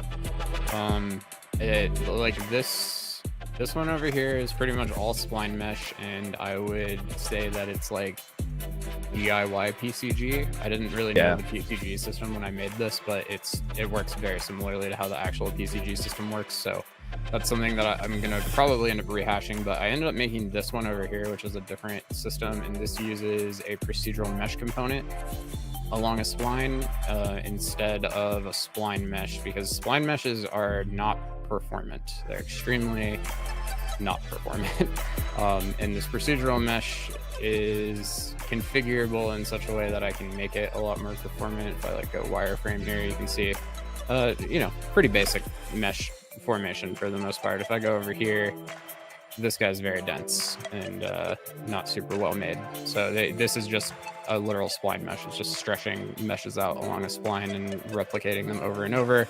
This is generating vertices and edges and faces along this spline so that, and I can bake this out into a static mesh too, so that it's even more performant. But this is kind of the direction we're trying to take it.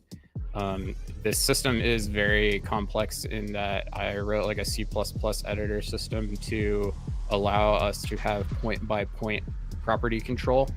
So if you look at the way that this is set up, some sections have like the full tube, and some are just a half pipe, and some are wider than others, and it's all on the same spline. And that's because if you click on any of these points, you have all of these controls. And so if I were to unclick top here, it's going to get really mad because it has to like recalculate the entire thing. But so from that point to the next point now, it doesn't have a top. And if I recheck it, then the top will go back, and I can individually control the width and height and everything of each of the individual modular pieces. And so that was a cool and useful tool for what Vince needed to do with it, but it's not very performant, and it doesn't work 100% the way that I think it needs to. Like you can see there's a lot of like weird seams and stuff in the mesh that it generates. So this new version is not complete, but it's kind of trying to do what that one does.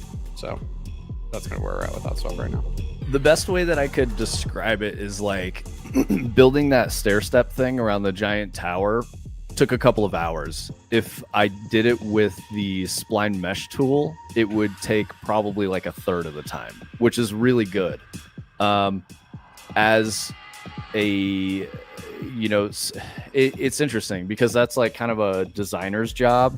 As a designer, having tools like that just really speeds me up. So, Tony can work on what's the direction you're going with the art. When Tony gets back, I'll show you the splash. Or if you look at the Steam page, let me just double check that this makes sense real quick here. Yeah, if you look at the Steam page, our banner for that is concept art that we've got by a wonderful artist that we work with. He's Ramblin' Rose. He's a graphic designer. He did all the branding for our company, for our website, all that stuff, and he's generating some concept images. So instead of this like giant staircase, basalt column thing, imagine that as like a Forerunner Halo, like future structure thing with like very flat steel faces or ceramic stuff like that. So you have this juxtaposition between natural terrain that has like some sort of like alien vibes to it, like purple trees and stuff like that, next to like this high technology, like very strange, abstract, simple geometric structure. And so combining those two things is the art style vibes we're going for. Your player character is going to be, think like a spaceman or like a chappie. So you're kind of like a robot type of a guy with like, space helmets and like a hoverboard and that thing. So kind of like future space sci-fi type of stuff is what we're going for with the art direction. And again, but like juxtaposed with natural terrain. There are some big things that you will understand by playing that I don't really want to go into. I mean, I can eventually. We want to do a devlog and a bunch of other stuff. Can you do a kickflip? So that's the tricks were something that we were talking about because as a player verb, doing tricks is like really cool. but how do you do a trick that feels good in VR and looks good in multiplayer? So one of the things that's kind of silly, I'll demonstrate for you guys, but with the headset on, because of the way Tony built the player controller and how the player model reacts, you can do like a 360, 540, whatever in the game when you're playing by doing this. You got your headset on and you just go. You can do that in your chair and it's like 1-to-1 and it looks really cool. So we've tested stuff like that, but we also want to use face button controls so that you can do, was it VR Skater? Was that the game, Tony? Yep. Yeah, so VR Skater has really good controls where you use face buttons and you like flick while holding one of the triggers, and that makes the board do stuff. I think that's probably the direction we want to go in, but we have to do some other things first, but tricks are kind of like where we want to get to. So imagine that you would have like trick attack, time trials, races, slaloms, stuff like that in the game. And as you're exploring the environment, you would like get to a new mountain peak. And when you get to the new mountain peak, you discover there's like a hub there that you can launch activities from and play multiplayer. And that's kind of the vibe. There is a rich narrative and story to it, but we don't want to do it in the like typical cinematic way. We want to go with environmental storytelling, and like things you discover in the game are how you get your story elements of it, so you kind of understand what this universe is that you're playing in. So that's kind of where we're at. Tony, you're looking at the procedurally generated terrain right now. Is that it? Yeah. Nice. So this like kind of works like Minecraft, I guess, where it's rendering chunks as I get close to them, and then in theory cleaning up the ones behind me when I'm too far away from them, so that the memory doesn't get over full. I don't think the cleanup part works exactly right yet. But if I get up on this crest here, we might be able to look back and see if there's any. Yeah, so you can see like those over there. I don't think they're supposed to be there anymore. They're pretty far away, but they're not getting cleaned up. So eventually it'll like crash and run out of memory. But I don't know. This is pretty neat. I have like an idea of using this to make take like a height map that we used to make our landscape, and you can make it like a Pac-Man level kind of, where like when you got to one edge, it just kept generating the same terrain, like a tessellation past that, and I don't know, that could be interesting. So, but it also just kind of gives me like a good infinite landscape to just kind of like zoom around on and make sure the player controller's feeling good, and yeah. So for what it's worth, the map that we've been developing on is a 40 by 40 kilometer real world scale height map pulled from Google Maps or something like that. But it's like actual mountains in the Rockies. So that's really fucking cool. So when you see that giant tower up on a mountaintop, you can actually go to the giant tower. And that has been very, very awesome to experience, because the sense of scale is just crazy. So like initially setting up the map, we didn't have player containment. And what I mean by that is like when you get to the edge of the map, you could just skate off of it and then you go into the void and you have to reset your game. So I set up collision all around the map. And in doing that, I had to skate around it to test, make sure there's no holes in it and I didn't miss a spot. And going around probably 3/4 of the map took like 40 plus minutes at 300 miles an hour. So it's fucking huge. And we want that to be a part of the game.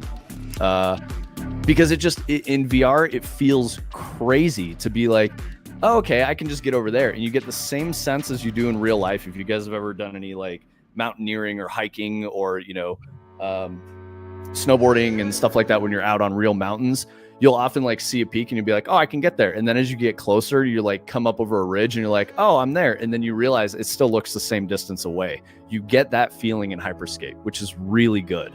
It's super One of the things cool. I thought was cool is that we're working on converting the main level that he's talking about from the existing version we've been using into a world partition version.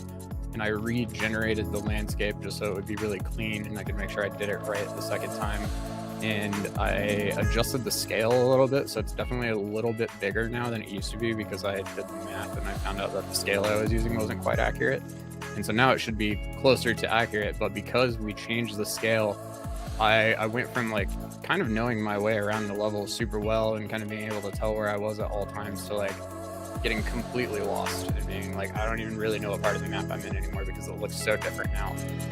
And that's really cool. I like how it looks now better. I think it looks, you know, more impressive and more foreboding and stuff. So that's very cool. The cool thing about the map being that big is when you're looking at it in editor, you're like, oh, I could just throw some shit over here and it'll be easy to find. When you're playing, no, it's very difficult to find. And so as we would skate around trying to find new spots to put gameplay in, we're realizing like, oh my God, you could do that in this valley. You could do that in this valley. You could do it on this peak. There's another peak over there. There's a whole flat. And you get worried. You're like, I don't want a player to like see this too early. And you're like, oh wait, like you can't see it unless you like know where to go. So it's not even really a problem. It's kind of crazy. It's very, very cool. Again, a lot of it comes through when you play. Like in the feel of the game, it plays better than it shows, you know. And I was kind of talking about Marathon in this regard too. Like it plays better than it shows. The feel is different. So I think we're trying not to show our main game level off too much on the stream anymore, but I do have this one from testing. This is Vail, Colorado, if you are familiar with that region. This isn't something we'll put in the game or anything, but if you know what driving through Vail Valley is like, and you know what like that part of I-70 that you kind of drive through where you can see the ski area on the left, like that's what you're looking at right now. Because there's a website called opentopology.org where you can pull a height map of pretty much any part of the world, and there's a whole process to import it into Unreal. And you know, like this does mean I could go up here and like I'm at the peak of Vail Mountain right now, you know, one of the best snowboarding mountains in the entire world. I could hit play and maybe it'll work. So yeah, Gil, I think that's your answer. Those are the tools that Tony used to pull that mesh and make it like a playable level, which is really cool. So the challenge for us, and this is why art is important, is Tony is working on making this really performant so that we can put, if you look at the trailer, there's trees and rocks and stuff like that. Just for shooting that short trailer, I put like 30,000 trees into the level. 60,000. In that 60,000, and that like hurt perf really bad. So we had to figure out a way that we can do that. And I was using the Unreal like foliage system kind of the way you're supposed to do it. I'm sure our meshes weren't set up totally right, but yeah, that's one of the next main things I'm trying to figure out right now. So. Oh, nice. Tommy G says I used Open Topology to make a map mod for Session of my local skate park. That's very cool. That's awesome. There's a game called Skate XL that maybe I haven't played, but the guy who made the game actually has a bunch of tutorials on YouTube about how to model skate parks in Blender that I've been trying to watch.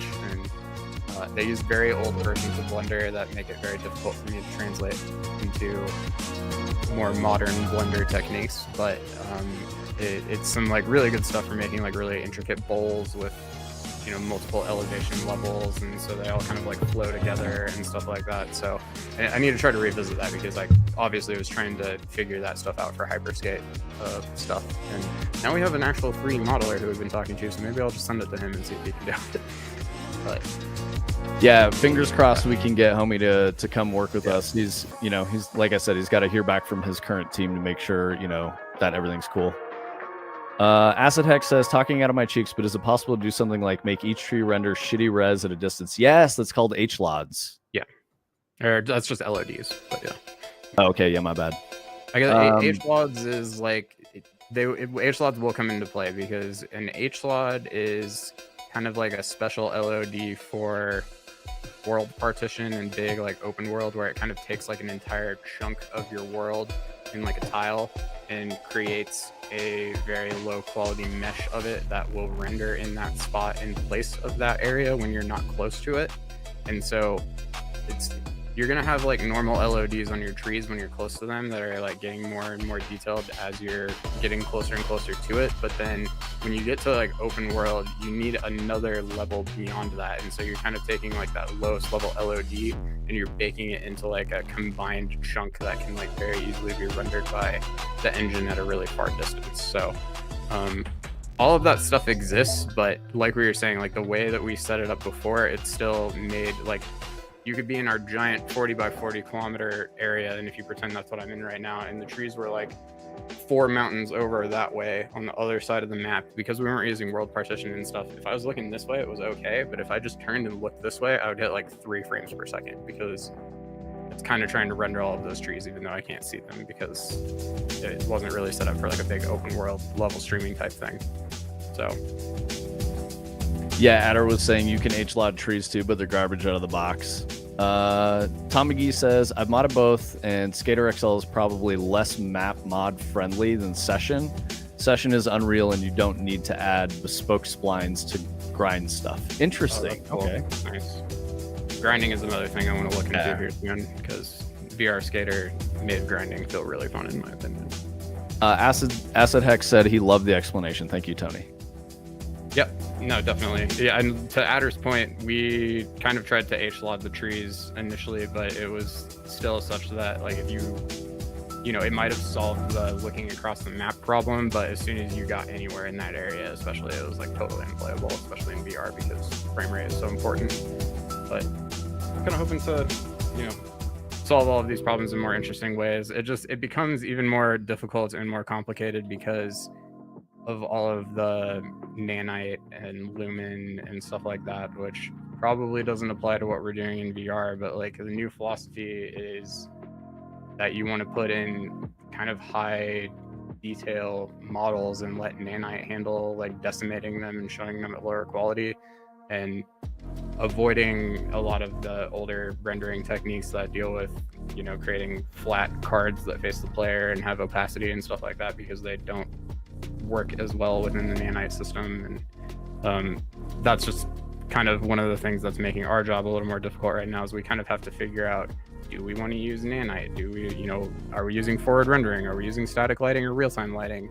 And all of those decisions heavily affect kind of the approaches that we have to use moving forward for making the trees and creating the environment lighting and handling level streaming and all of that stuff. So kind of like a big active focus of ours right now is trying to, you know, answer some of those questions for the longer term, so we can start focusing on just getting stuff done.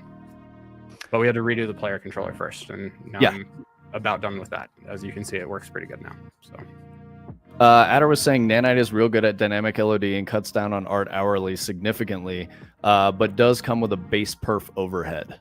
Yeah. Yep.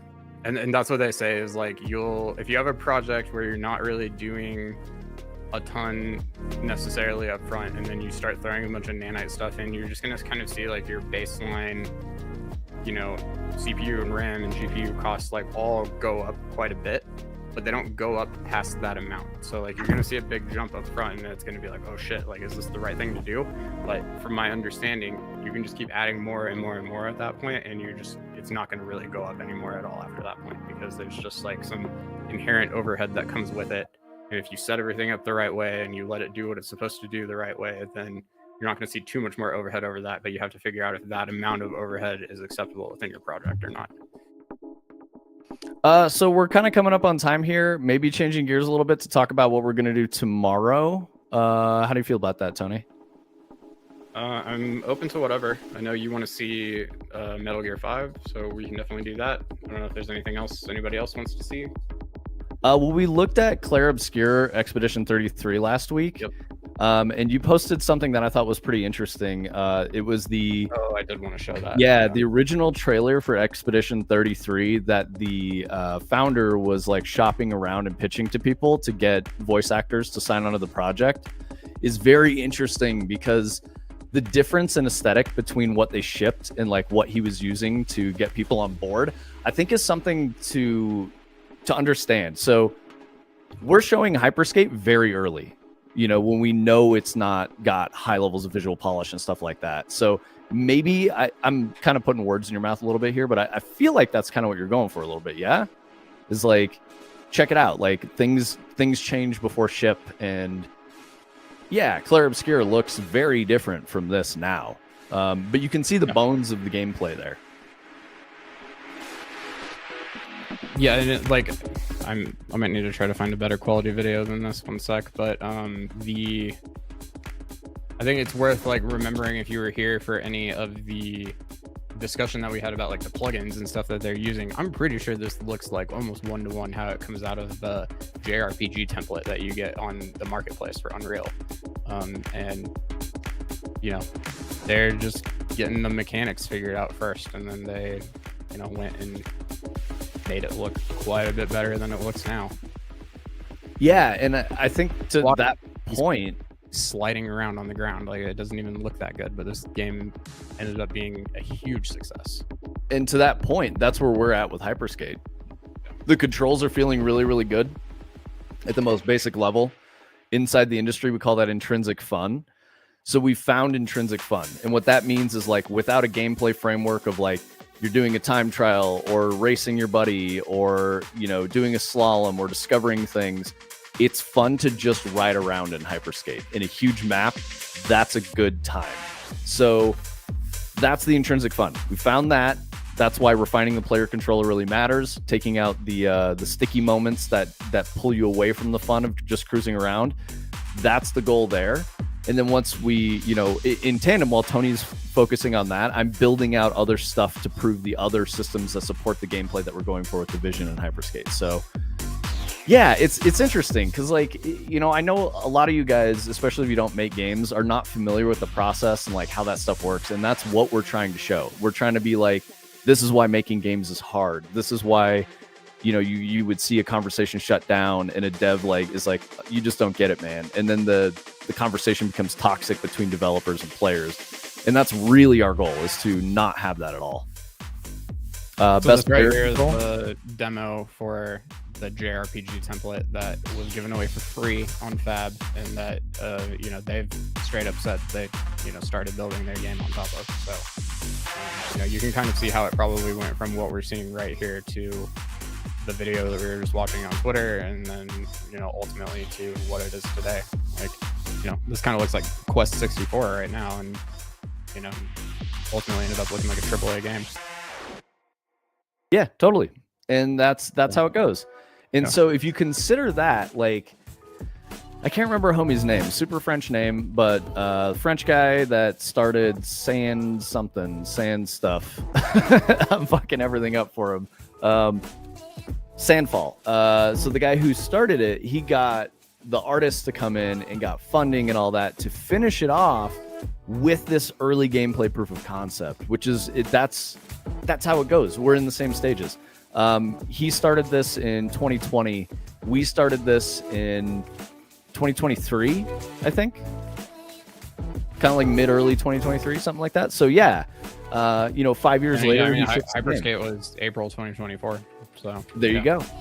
So we're still really early in the project, and we're doing the thing of like trying to show you guys this is what it looks like building a game early, you know, from experienced developers, not necessarily just someone who's doing it as like a side passion project and, you know, maybe using a Twitch stream as like that's their main focus and that's how they're going to make money and all that. And the game is kind of on the side. Yeah, Guillaume Brochet. Yeah, that's it. I don't even know if it's Brochet. I don't know if there's like an accent on the end or whatever. It could be Guillaume Broche, but I don't know. I've seen clips about how you can see it in this thumbnail right here. You know, a lot of the mocap and the acting and the facial animation was done with iPhones. You know, and I just seen a lot of commentary about how even this like AA, AAA game these days could effectively just be made with iPhones. And they do have Rococo full motion capture suits on, which are pretty expensive. They definitely come down in price, but I would say that's an inhibitive cost for somebody who's kind of more in our position. But that being said, they didn't have a lot of the AI things that have happened by now when they were making this game. And I truly believe at this point that if you have good video reference of motion, you don't need a motion capture suit anymore. I've seen so many video to animation models now, and I think Meta just put one out like yesterday again that they've said is like the new best one that's ever come out. You could probably achieve pretty close to this quality without a Rococo suit these days if you know what you're doing.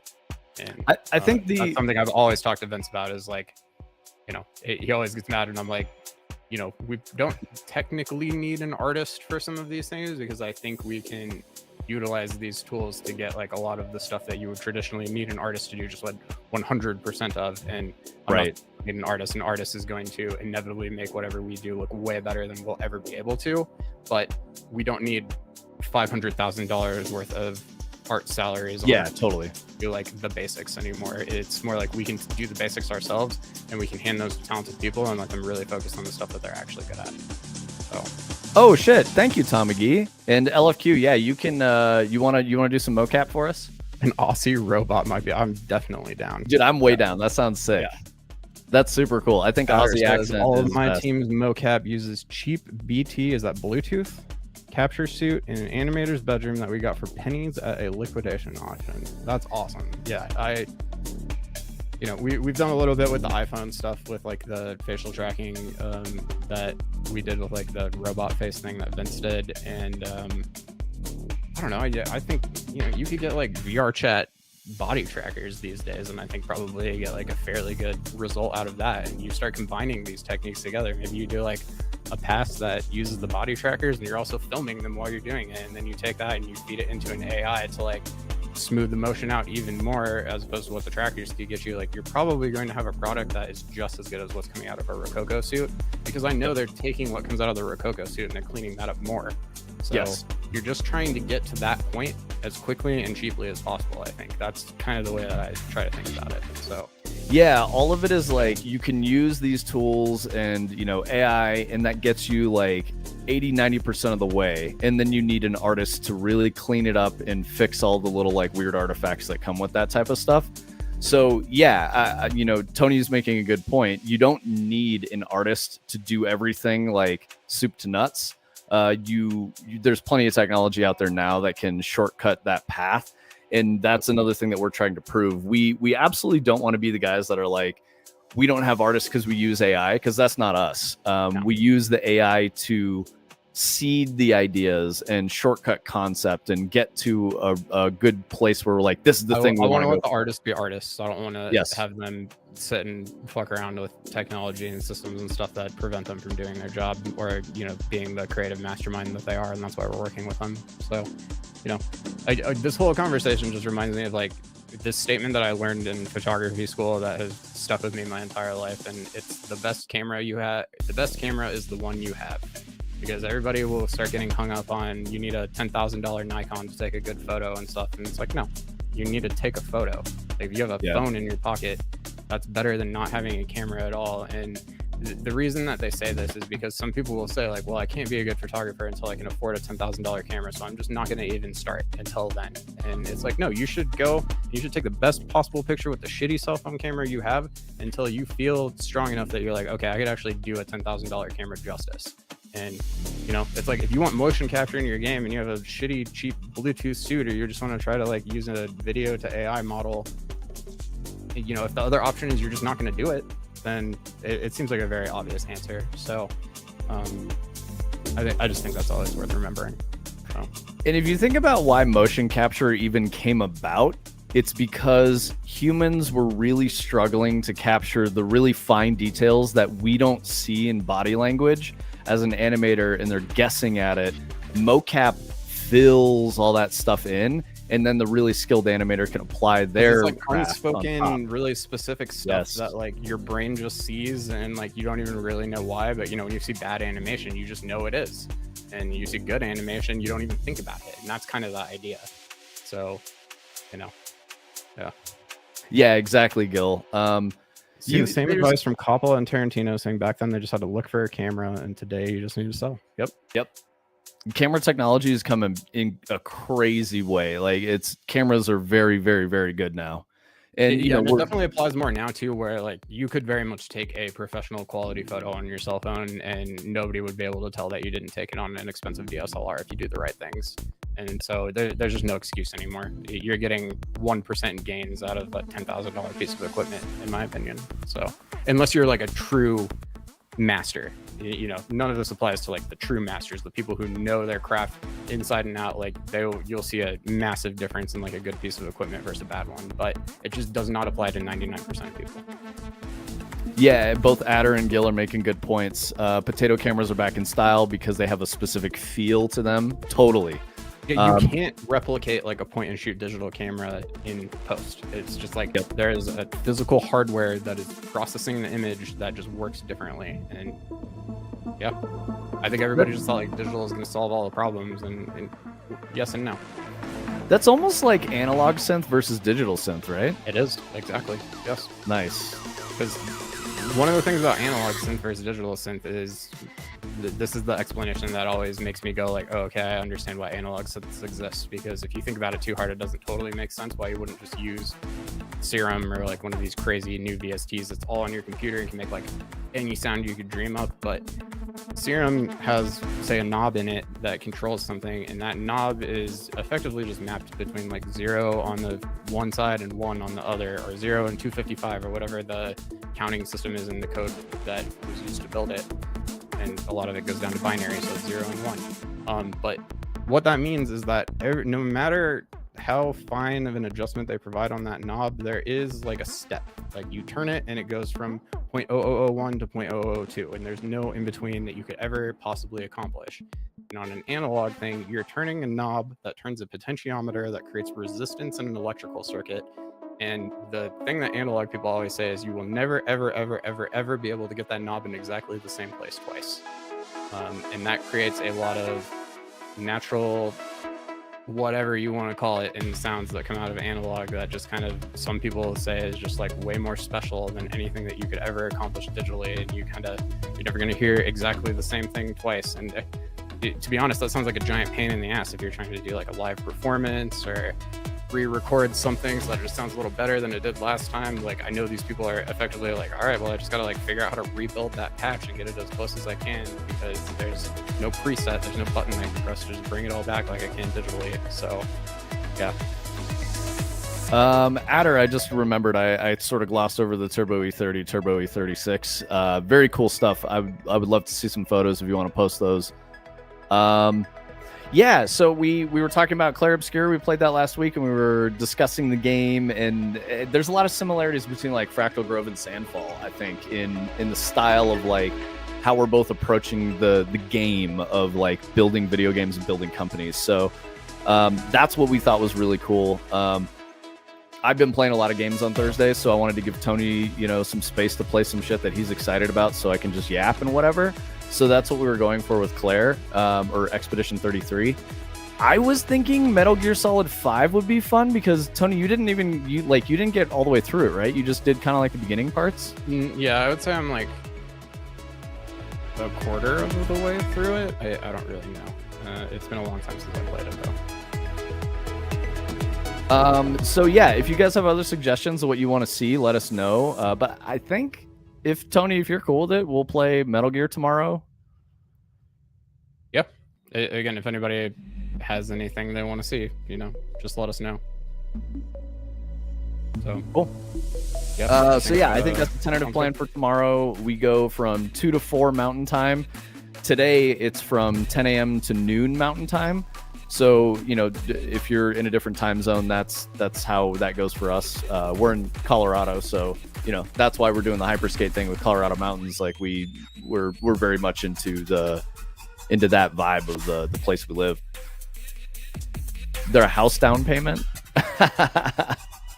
Jeez, just for a DLSR? That's crazy. A red film camera. Yeah. Oh, okay. Yep. That's very cool. I heard the story from, I think it's from Blade 2, where Jessica Alba shot an arrow into a $300,000 film camera.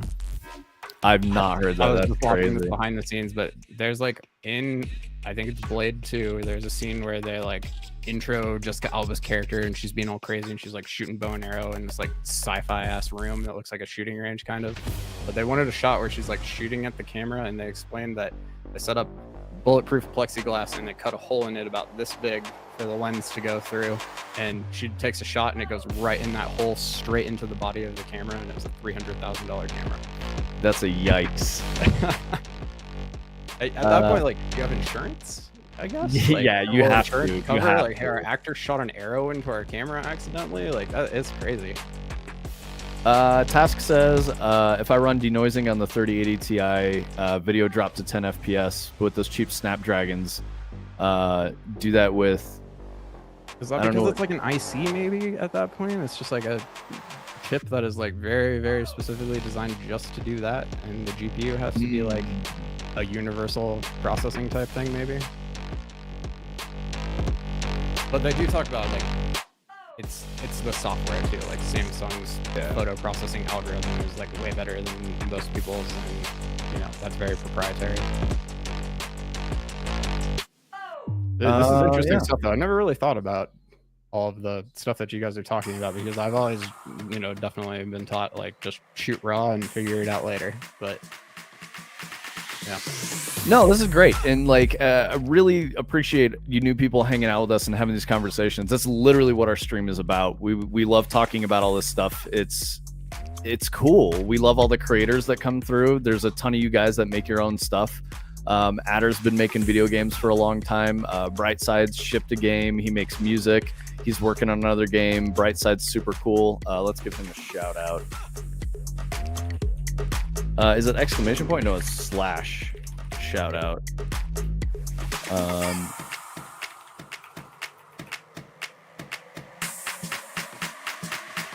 I'll go raid Prismatica. He's raided us a few times. Looks like he's live right now. Oh, did I do it? Yes. All right, cool. I did it. Yeah, let's go raid. Are you on main? Prismatica. Yeah. Can you do it? I'm not on main. Yeah, no worries, bro. Let's see. What's the button? Parachute. Yeah, thank you guys. Thank you everyone for hanging out. Thank you so much, everybody. Great to meet you. Thank you guys so much for the subs too. It's really good. Thank you guys so much. We say it every week, but we are always on the Discord. If you guys want to talk, hang out, have questions, want to run something by us, you know, want to talk about Unreal or VR, like I love that shit. So, you know, hit us up. Tony, you want to pitch them on Prismatica? I don't really know Prismatica very well, but I know you do. Yeah, Prismatica is just a big UE5 guy who does a lot of like tutorials and content creation stuff. I follow him a lot on YouTube. Like I was mentioning earlier, he's a big inspiration for this new movement tech in Hyperskate. And he's rated us a few times with big groups. Really appreciate that. And, you know, I kind of fangirled the first time a little bit because he is somebody who I've watched a ton of his tutorials. I saw another person come through in the Boom raid. I don't know if they hung out, but Fruitsy Collins is somebody whose tutorials about like streaming and hooking Unreal up to OBS and Twitch and stuff. I've watched a lot of, and I'm really appreciative of those. So I don't know if that person is still around, but I tried to say hi in the chat too. So awesome. Thank you, Fritzy. Cool. Let's get the raid popping. I'm gonna hit start raid. See you guys later. All right, we're going in 5 seconds or something like that. Right. I'll hit the button. Goodbye.